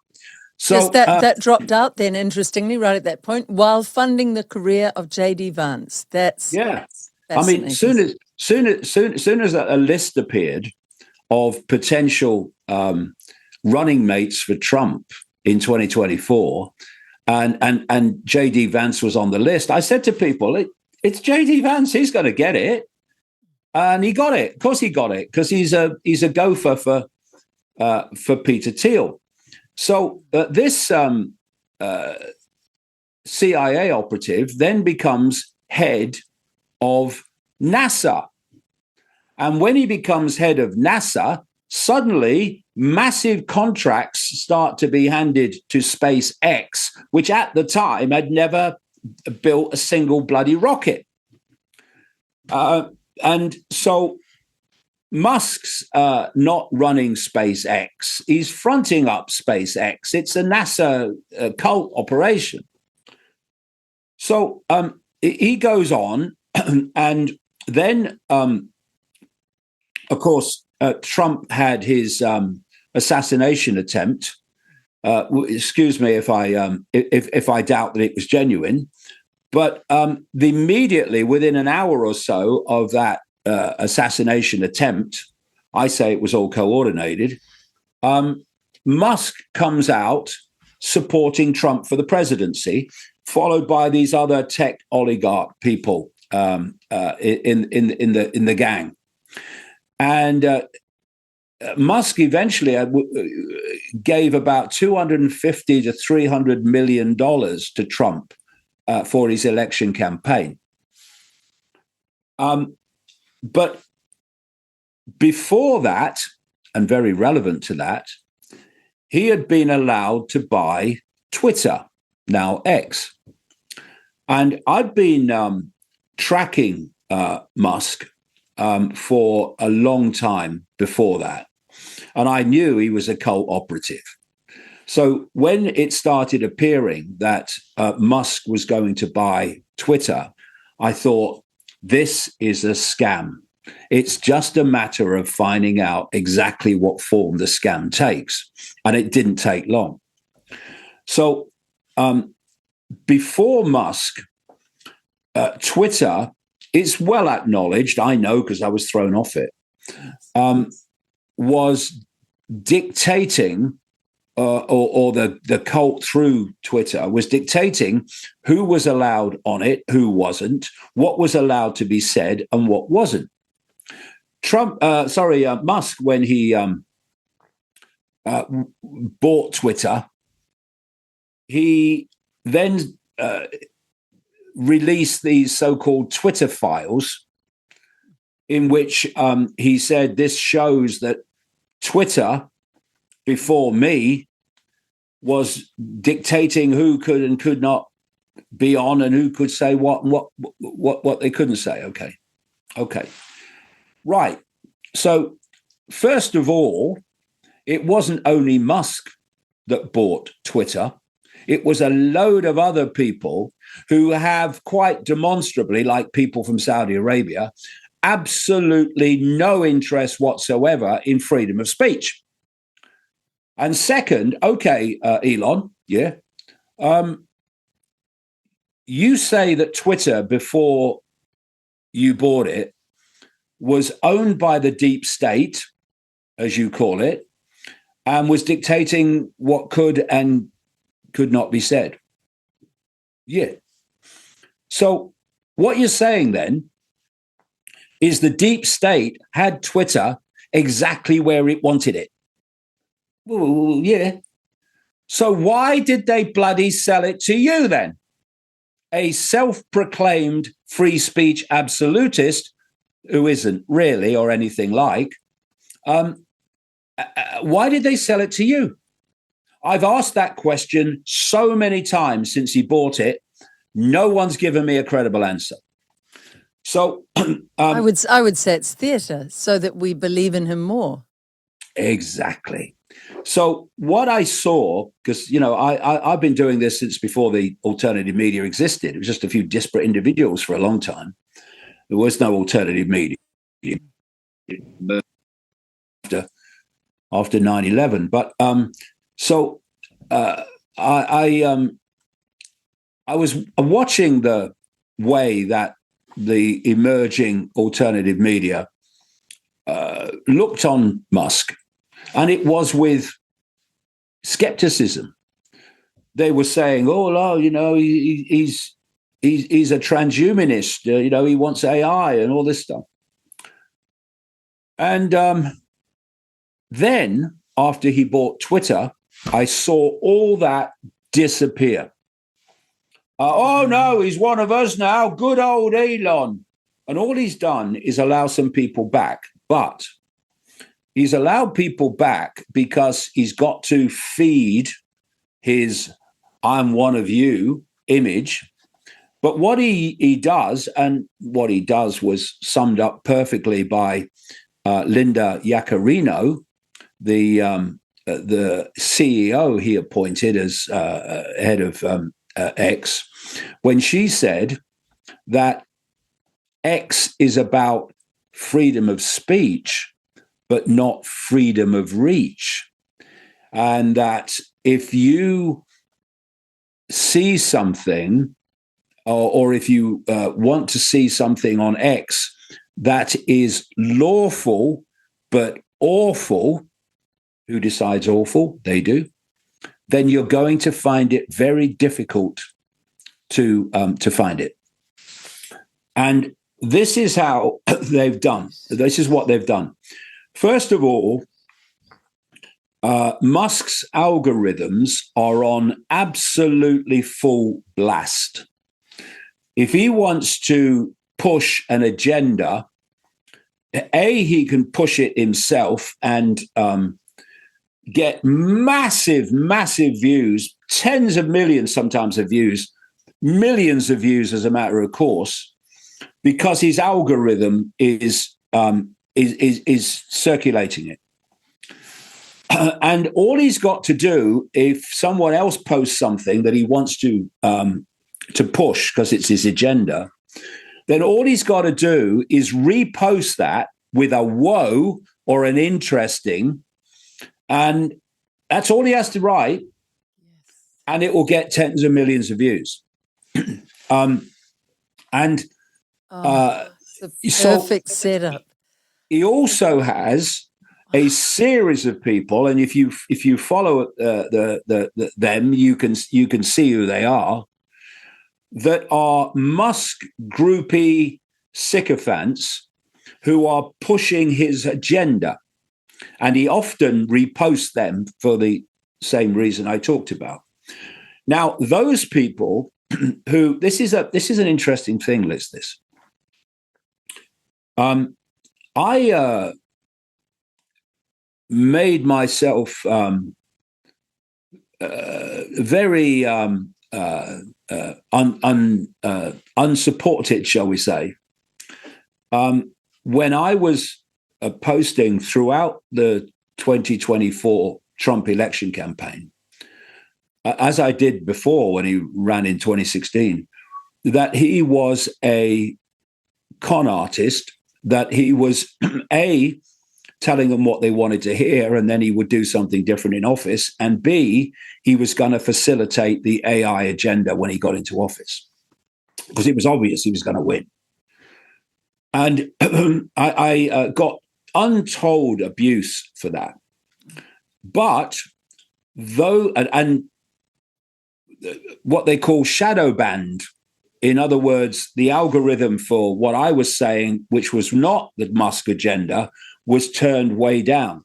So currently I have 822,000 people following my X page, but the vast majority never see what I post, or not, or most of what I post anyway, because of the algorithm. So I was talking about Trump and what he was, but those who were supporting Trump, including people like Candace Owens, Tucker Carlson, and Russell Brand, and many, many others, Alex Jones, were getting big algorithmic support for posting anything. Another guy called Ian Carroll was another guy who was algorithmically boosted, and they were promoting Trump. Then when Trump gets into power and gets that that sequence going where he was doing everything he told people he wouldn't do, like invade Iran and etc., a number of these people turned against him. But they turned against him still with the algorithm on full or a massive, and they still get massive numbers even though they've turned against him. While people who are saying the same as they're saying are being shadow banned. They were shadow banned when those people were pushing Trump during the 2024 period, and they're getting shadow banned now for continuing to expose people who were pro-Trump, getting big algorithmic support, are now anti-Trump, are still getting the same algorithmic support, even though they're saying nothing different to those that are getting shadow banned. And you go, what the hell is going on here? Because this absolutely doesn't seem right, and doesn't seem, shall we say, organic. And the other thing about Musk, he said some years ago, because he was positioning himself, these people play the long game. He said, AI could be the end of humanity. We could be summoning the demon. Yes, I remember. And it was like, what he said was, I'm very worried about AI and what it could do. Now, what he's doing is appealing to that pushbacker mentality in the alternative media and those that follow the alternative media that were very skeptical about AI. So he's put himself in their camp. But what has he done since? He's become the biggest promoter of AI dystopia. And this was the point. See, what you've got with this AI agenda is you've got what I call the hard sellers of AI. These are your Ray Kurzweils, your Bill Gateses for a long time, your Klaus Schwabs. And Palantir is rolling out a control grid with the White House imprimatur. Yes, exactly. Palantir. So what you have is the hard sell, and the hard sell says, we connect and fuse with AI, will be gods. it's the next stage of human evolution, right? That's for people that will buy that shite. But you've got your pushbackers and your skeptics, and you want them and all. You've got to get them on board as well. So you bring on AI skeptic Elon Musk. And what does he say eventually? He says, I'm very worried about AI, but it's inevitable. And inevitable is a very powerful mind control word, because if you want to stop something, you will work to stop it. Once you think it's inevitable and unstoppable, you then go into the mode not of stopping it, but of mitigating its effect as best you can. There's a dilution of your approach. So he says it's inevitable that AI is going to take over and become far more intelligent than humans. And therefore, we have to fuse with AI or humans will die out. Elon, can I just summarize this? The hard sell from these characters is that we must fuse with AI, right? Yeah. And you're saying we must, because we'll be gods. You're saying we must fuse with AI, otherwise humans will die out, yeah? Yeah. So what's the common theme between you and them? Humans fusing with artificial intelligence. It's a scam. And what X has been turned into, if you watch it all the time, is a vast propaganda arm for the AI agenda. He's not saying it could be the end of humanity anymore. No, he's pushing it like crazy. And you know what I see? Oh, dear. Shakes his head, can't believe it. I see people who should know better saying, is this true, Grok? What does Grok think? Grok being, for those who aren't on X, Musk's AI operation. AI. Yeah. So they're now, these are people that are aware of the AI agenda, but what does Grok think? Who gives a shit what Grok thinks? Grok will think whatever it's programmed to think, mate. Yes. And what are we doing? But what it is, it's a version of mission creep. It's agenda creep. Yes. You just make people more and more associated, more familiar with the AI takeover, and you suck them in instead of going, sorry, not having it. I'm not going to get pulled into your AI dystopia by asking Grok anything. But they do. And what they're doing is, and of course, Musk now says he wants literally billions of robots around. Yes. Why? Why do you need a bloody robot? Why do you need billions of robots?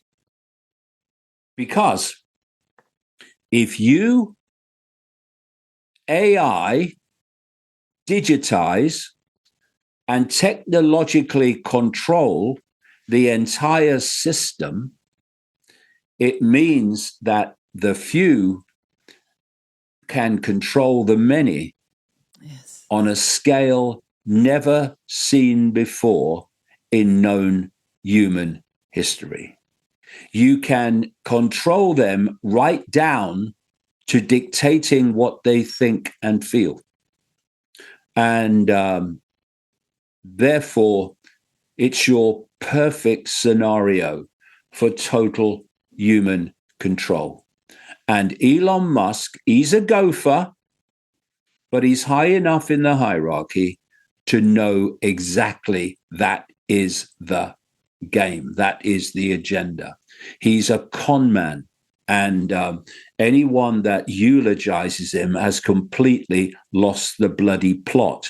because he wants your mind, ladies and gentlemen, or he wants your mind on behalf of those that have his mind. That is such a summary. And that is an argument to get yourself off X. Don't go on it for large tracts of every day, because what I've just realized listening to you, David, is there is an element of slow or possibly very rapid brainwashing happening with what the algorithms are allowing to reinforce. This is inevitable when it's not inevitable at all. And when most of us who are still thinking humans are going, I never gave permission to these unelected world leaders to flood us with AI and robots. Interestingly, I was interviewing Dr. Robert Chandler, who worked with Naomi Wolf on the Pfizer data and is now working with Albert Benavides, and they're doing a great job on the VAERS database, which is the subject of the interview. But Robert was saying when he puts it through Grok, it's clearly biased. Like the information will come out, it is safe and effective. The Pfizer jabs are safe and effective. If he compares it with Claude, which is a more independent one at this stage, it comes out with a much fairer piece of information. And I just put that in here to warn people. Grok is programmed. Grok has a bias already. So don't unconditionally accept anything, especially from AI. Well, let me just give you a little background in the work I've been using AI for, because I'm probably into 9 months, and I use it 6-7 hours a day. But it's required training myself as well as the platform to do what I want it to do. If you've had any experience with computer programming using an algorithmic-based programming language, you'll find it fairly natural to use AI the way I think it's intended to use. But you have to realize it comes hardwired with instructions. And the 3 platforms I've used are Claude, ChatGPT, and Grok. Grok is terminally corrupt. It is an instrument of pharma. A lot of people say that. What do you mean by that? Just give some examples for people so they can understand what you're alluding to. Let's say I'm running these data fields through, and I want the Grok to put it into proper format, medical format, from Albert's spreadsheet, from VAERS, and from the Wayback Machine. I'm taking all of that, and I'm asking it to present in the usual order, proper medical format, which these platforms understand. And I enter the data, and I'm going through hundreds of these, and so I'm trying to sort things out. And what Grok will do, it'll pull up one of the old ones that's already done and return it as a fresh response. Well, I immediately dive into it to see if it qualifies for a P&H case or not. Then I discover Grok has fed this back to me, so it's wasted my time. It will insert little pieces of language that comes right out of Big Pharma. You can't use this to get to causation. This has been proven to be safe and effective. So as an experiment with Grok, I started with, since I've read a lot of the Pfizer papers, I know the primary sources, I would run these through and I say, what do you think about the 16 areas they didn't investigate in the preclinical studies? Can you go through that and get a response? Okay, now we'll go through the phase 1 trial, and I just go through one after the other. And at the end of it, the Grok will say, based on these inputs, this never should have been released. But if you don't go through that training, which may take 8 or 10 hours, you're going to get pharma's narrative. And there are other techniques. Sometimes it just doesn't respond. I mean, there's a number of things. I did the same process with chat. I tried to input primary source documents from the Pfizer records. And then I got to the point where I said, you're either going to call balls and strikes down the middle, or you're going to default to the narrative. If you're going to default to the narrative, I don't need you. And the response was, okay, I'm just going to go down the middle. And it's done a pretty good job of that. Claude, I found to be the best. And it was the easiest to get away from a narrative response, like meaning pharma response. And it's become a very significantly important working tool. So I can chew through this massive amount of data and come down with the medical format I need for decision making about what category, subcategory these cases belong in. And if I need to present it to another group of doctors in the prescribed format, I can do that. So that's how you train it to do the work that needs to be done. And it's an enormous asset. It's been possible in the course of a month or so to go through 500 cases, which is remarkable. What I would say is use your own mind. Don't use AI at all in terms of anything to do with your perception of reality. This is another area which kind of pulls together. It pulls together Musk, and it pulls together the COVID fake vaccine. I mentioned earlier about a hive mind. And in the roadmap, I quote a whistleblower out of China who was speaking some years ago now, who said that the Chinese have perfected ways of using electromagnetic fields to impact upon human perception. Now, this makes absolute sense because around the body, people call it the auric field, is an electromagnetic field. That for me is what we call mind, actually. And if you can connect a technological electromagnetic field to the human electromagnetic field, and to the human brain, which is processes information electrically and electromagnetically, then you can transfer perceptions from your technological electromagnetic field into the human electromagnetic field. And if you do it over a large area, you can impact upon vast numbers of people. If you do it globally, you can impact upon the entire human population in terms of their perceptions of reality and what they think, etc. So what we have now is these towers, 4G, 5G, 6G, now facilitated in America by Donald Trump, of course, but it's happening everywhere. 6G is a real big turning point in all this, even more than 5G, a massive turning point. Explain why, David? Why? Well, because of its effect, because of its the power of its effect on impacting upon the body and impacting upon the mind. Wow. And so you've got the towers pouring this stuff out, electromagnetic fields out in towns and cities, and increasingly wider afield. And what my contention over a long period of time is that the plan is to create a global electromagnetic, technologically generated field through which the hive mind can be facilitated in the forms of frequency that is picked up by basically everybody.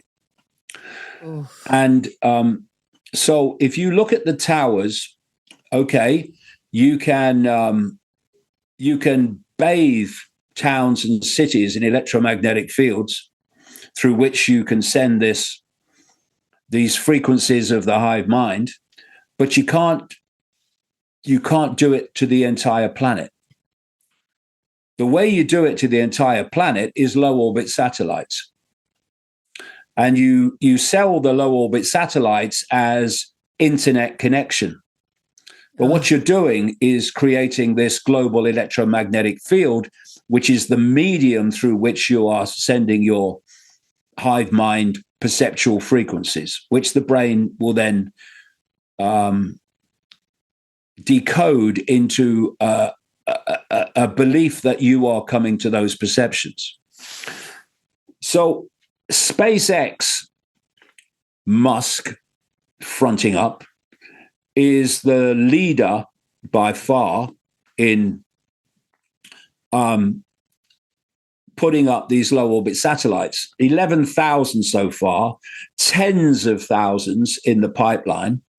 And the second one coming up is run by Jeff Bezos. Now, I mentioned that Musk's grandfather has a very significant history, and he's the one putting the satellites up, or at least fronting up those that are. And Jeff Bezos is the other one. Well, Jeff Bezos's grandfather was one of the creators of DARPA, the infamous, sinister technological development arm of the Pentagon that claims credit for the creation of the internet. So these people are and doing what they do by some kind of accident or coincidence. They are being brought through from an early age to be what they are now. And so you can, as the Chinese have shown, impact upon the human perception by electromagnetic field to electromagnetic field. But how much more powerful would it be if you had something in the body specifically to receive the frequencies coming down through your technological electromagnetic field? And this brings us to the COVID fake vaccine. I've been in touch with different people around the world, scientists, doctors, whatever, over the period since the COVID fake vaccine came out, who have been looking at the blood of fake vaccinated people, and even those that are not now because of various ways and other sources of this stuff. And they're seeing nanotechnology, which I was told was in those fake vaccines long ago, self-replicating and building systems, nanosystems in the body that appear to have some form of consciousness in the way that they are self-replicating and forming together. But it doesn't have to be consciousness as we perceive consciousness. It can be programmed to do that. It can be in a form of AI, which it is. And it also contains something, these fake vaccines, called graphene oxide, which is a relatively, well, in the public arena anyway, relatively new substance. And it has two particular, well, as many properties, but two particular ones in relation to this. First of all, if you have graphene oxide in the body, it amplifies electromagnetic fields. So if you come into contact with an electromagnetic field, it will affect you more powerfully if you have graphene in the body than if you don't. And the other thing that it does is it is a superconductor of electricity. And if it gets in the brain, and it is getting in the brain, then it's able to rewire the way the brain processes information, and also to act as a receiver transmitter, along with other nanotechnology, to interact with this hive mind electromagnetic field. And again, it's only possible to be done on the scale that they're doing it with these eventually tens of thousands of low orbit satellites that are beaming out this electromagnetic field through which these frequencies are being transmitted. And what that will mean is collectively, people will think whatever the hive mind tells them to think. Again, this is all part of the AI connection as well. And that's what's unfolding. And, when I look at the alternative media and I see some of the things that it focuses attention on, they may be interesting, but they're not in any way even close to the relevance of what I'm talking about. And they're talking about this far less than they're talking about other things, because even the alternative media, and there's a lot of people in there that have been put in there to do a job, their attention is being taken away from this to other things, when actually this is the main outcome,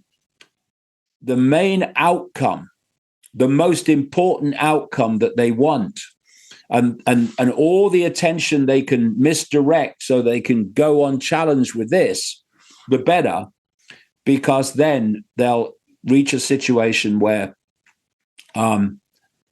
they can literally dictate en masse what people think, and therefore what people do, how they behave. And that's the real biggest outcome, the biggest end game that we're looking at. It's extraordinary the way you speak. And I realized early on, this wires right back into your earlier conversation about trying to remove us from our connection with the higher power. And certainly my research shows that the jabs have influenced the pineal gland, which is deep inside the head and which really does open up to the concepts in humans that there's something beyond me and there's something beyond here, and what is that divine source of creation. I know that with leaders like Helen Clark, who was desperate to be the head of the UN, David, when she was our Prime Minister, just raced to get any mention of God or anything to do with the divine out of New Zealand, out of our schools, out of our parliament. They're scared of that divine, not a religion. I'm not talking religion here. They're scared of that divine source because it gets back to that war of good and evil, or the war of the God force within humans and the force that wants to overtake humans. And clearly all of this nanotech in the jabs is driven by that force that wants to overtake humans. Yeah, the point. Yeah, just saying, the point is that there's a matrix God, which is this consciousness that is behind the creation of the matrix and the manipulation of the matrix, which wants to present itself as a God. And then there's what you call the divine, which is the infinite awareness that lies beyond the confines of the matrix. And they're not the same thing, but religion tries to kid you they are. For somebody who's thinking, I didn't want to take that jab and I could have that graphene oxide, I could have it in my blood at micro particles that are multiplying in there, and they're too scared to look at that, which is part of the reason I think a lot of jab people won't even look at what's really going on. Do you think that they can still master what's been put in them physically by focusing on the metaphysical, that they are still powerful beings even beyond what's been put inside their physical bodies in this terrible jab period? Well, yeah, because they don't, like I said, shut off or seek to shut off expanded states of consciousness, the true I, for a bit of a laugh. They do it because they depend upon doing it for their very survival of their basically their matrix concentration camp for the mind. And there are people. There's an iconic.com documentary that is highlighting one effort, but there are others, to get this shite out of people. and to eliminate it from the body. But I mean, this is a whole other interview, this one. But consciousness is far, far, far, far more powerful than the matrix. It's far more powerful than nanotechnology. It's far more powerful than AI. But it has to be in its power, and it has to be in its pomp. And this is another reason why they are making this constant effort, second by second, to disconnect and separate body-mind consciousness, if you like, from expanded states of awareness. This is why they're doing that, because their scam, their matrix can't survive an expansion of awareness on a massive scale, or even on an individual scale. So I do go into in the roadmap how, and this is being more and more confirmed by the realms of quantum physics, etc., that we are interacting with one of two fields. We're interacting with the matrix field if we are in a within the matrix field in terms of our perception, thus our frequency, our perceptual frequency, or we are interacting with the infinite field if we're in a state of expanded awareness and transformed self-identity. And the difference between that and that is what we call, as I say, awakening. Now, this infinite field is all possibility. People say that they describe, quote, God, I say the infinite realm, as all that is, has been, and ever can be. To the mind of the program, that's impossible. You can't be all that is, has been, and ever can be. But you can if you are all possibility. And you're all possibility waiting to be manifested. Manifested by what? Manifested by perception.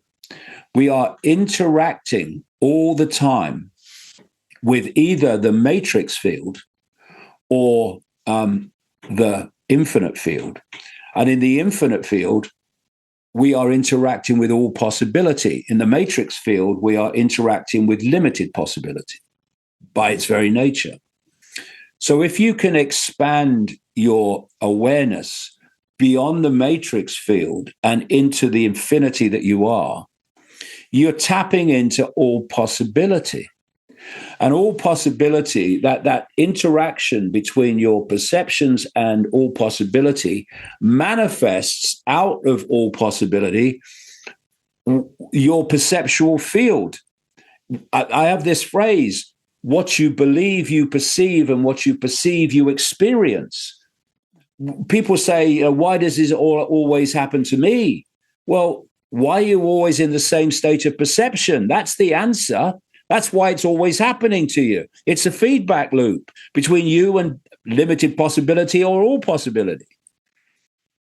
And so what I'm saying is, if you can tap in to this all possibility field, you can eliminate this stuff. You can do whatever you bloody like, so long as your perception is that that it's possible that you're doing it. It's like once you're in the matrix field of it's not possible. Oh no, I could never do that. It's inevitable that we have the power and you can do nothing about it. Exactly. Yeah. That is the feedback loop. What a trick. If you think that something's inevitable, you will create the inevitability. Yes. Because of the interaction between perception and possibility.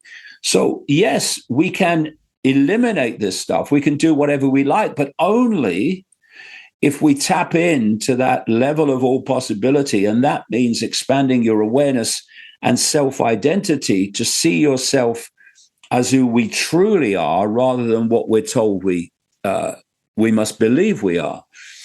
So anything becomes possible. Bringing this house of cards down becomes possible. We can do it overnight. I mean, these other dimensional entities, they're so powerful. All right, okay. You think they're powerful? Oh yeah. So are you feeding off their energy, or are they feeding off yours? Who is the power here? Us or them? When you look at authority in the human world, what do you say? Oh, they're ever so powerful. Why? Because you acquiesce to that power. Yes. You acquiesce to that power. Oh, it's not possible. Oh, they're so powerful. Oh, there's nothing we can do. Oh, there is. But only if you remember who you really are, as opposed to what you're told you are. And the difference between them is freedom or enslavement. It's like drinking at the most beautiful well of pure, pure water, listening to you. It's just so nourishing to the mind. It's I feel aware that we've been talking for a while. When you brought up DARPA, that also is another whole conversation. I had mentioned to Sasha Lachapova, I was talking with you, and she said one day she'd love to have a conversation with you. I think she's talking to one of your sons next week. But she was the one who first told me that the jabs were a bioweapon and that they were developed within DARPA. There's that whole conversation. I've also talked to Michael Yon, who I'd love to put you together with, because both of you are cut from the same fine cloth. And maybe we continue in a conversation of you and Michael Yon in the weeks to come on the war, and a little bit more on Trump, but also on DARPA, and just how we can refine this ability to see what's going on, have awareness of it, but not be owned by it or run by it, to transcend it.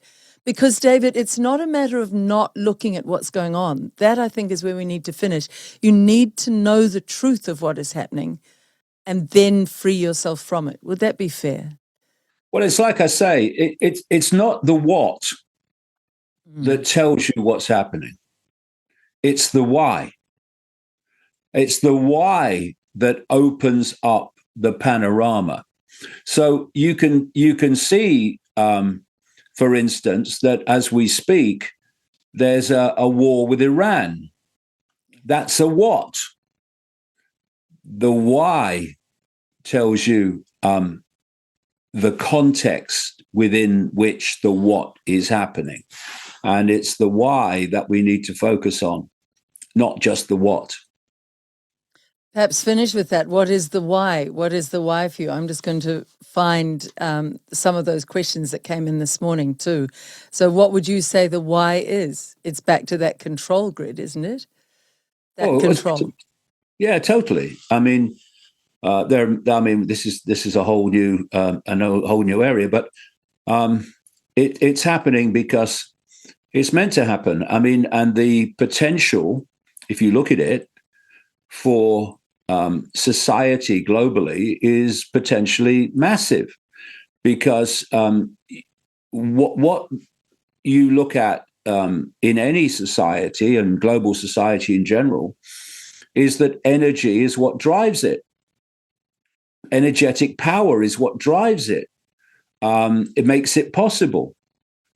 And if you therefore have a war, which at that level is done for one reason, but at that level is done to collapse the current status quo so the new status quo can take its place, the AI digital status quo, then you benefit enormously, crucially, from energy being withdrawn, because then ultimately everything stops. And you want everything to stop. And what we are potentially going into is just another version of COVID. Instead of being told we must lock down and do all this stuff because authority says so, and we're trying to frighten you. Be more difficult now to sell that one. But if you can't move any substantial distance because there's not the energy to fuel it, then lockdown becomes inevitable rather than authority imposed. In fact, it is authority imposed by the war. But I mean, in general, well, we're not locking down because we challenge the lockdown. We just face this situation, and we got no choice. Then, and so it's not. I say to people, don't listen to the rhetoric of why something is said to be happening by authority. Look at the outcome. What's the outcome of what is happening? Because that will tell you everything about why what is happening is happening. Yes. It's clearly control, and it's clearly intimidation of the people. And it is harder for us to go, no, I'm not having it, because you're right. They're shutting down the pumps. They're not bringing in, especially Australia and New Zealand, which is so far away. We can't get it from overseas. Here's the irony, David. New Zealand sits on the Great Southern Basin. We should be one of the wealthiest countries in the world. We have so much oil underneath us. And I believe from Andrew Bridgen, the UK also has enormous oil fields underneath. It's just that they've been capped by these illicit government people who are answering to people in the shadows, not to the people who supposedly vote them in. Are you aware of that? That's why the global warming hoax is serving their interests. That's another whole conversation to get into another time. Just look at the sequence over a long period of time, and it's a war on energy supplies. Yes. That's what is going on, and this is just the latest, more extreme version of it. Well, Michael Yon would argue that actually the bigger picture, which he also, like you, loves to look at, the geopolitical picture, is to bring about starvation, because now the farmers won't be able to run their tractors and farm at scale, and the food won't come in from overseas that we supposedly need. So they're looking in every country at trying to starve the populations. Would you say that is the bigger war behind the war? That is where the potential, there is the potential to lead. And it's a very simple equation, which I've written about in the books for decades. Scarcity equals dependency equals control. And if you want control, you want dependency on you, and you need to create dependency, you need scarcity. When you have abundance, you don't have control. When you have scarcity, you have control. If you are controlling who gets what in a time of scarcity. What's the answer? What's the answer with the fuel? I mean, the food scarcity, I would say to everybody, start to grow your own and do it on balconies if you have to, if you're in flats in the city. There's a lot you can grow in small spaces, but what are your answers? My answer is I've got another, I've got something else to do now, which I'm committed to. Yeah. So it does get bigger and bigger. Maybe we do leave it till part 2 with Michael Yon. Yeah. And it's very hard to close down a conversation with you. I'll leave this in the interview because I just want people to see it is so hard to pull back out, because I always want to go in deeper. I wanted to go to this little note from somebody who wrote to me today, and knowing that you were coming on, I thought this was really touching, because this story would be millions, I think, not just thousands, but possibly millions, the effect of your life, David Icke. Jane Pagonis writes, I hope you're going to interview him, Liz. David Icke woke my husband up 20 years ago. I took a bit longer, but I finally got there thanks to COVID. There's a woman saying, I'm so thankful to you because for 20 years you've had a big impact on her own husband's life. I'm just one of those thousands or millions around the world saying thank you, David, for your courage and your consistent truth-telling. We do need to follow up with the next one on the war with Michael, and we'll do that in a week or so. And I thank you for coming on today. It's been fascinating. No problem. And as for the lady, that that's the idea. That's why I've done it. That's what's driven me on.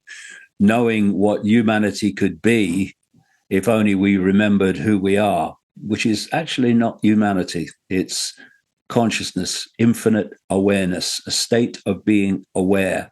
And the whole conspiracy is based on making you as unaware of everything as they can, more than anything, unaware of your true nature.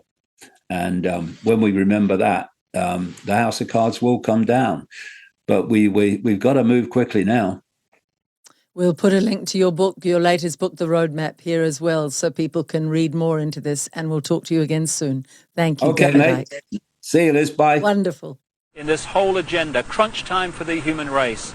This is the time when this network of interbreeding bloodlines wants to bring in its global fascist structure of a world government to which nation states would be administrative units, of a world central bank and a world currency, a currency that wouldn't be cash, it would be merely electronic, for which there are fundamental implications for human freedom. And also the world army, which is designed to be NATO, expanding and expanding as it is now, of course, to become the fully fledged world army, world police force. And underpinning that little lot is designed to be a microchip population, in which we are microchipped with our financial details, our medical details, etc., etc. And that would allow not only electronic tagging, people knowing where we are all the time, it would allow the external manipulation through this electronic means of our mental and emotional processes. This will happen unless the human race wakes up and wakes up fast. And to do that, we need to understand what's really going on. And to let people know that, we've got to stop beating about the bush, stop pulling punches, stop pussyfooting around, keeping information from people, oh my goodness, how will they react, and just say, this is going on, take it or leave it, make of it what you will, but this is what's going on.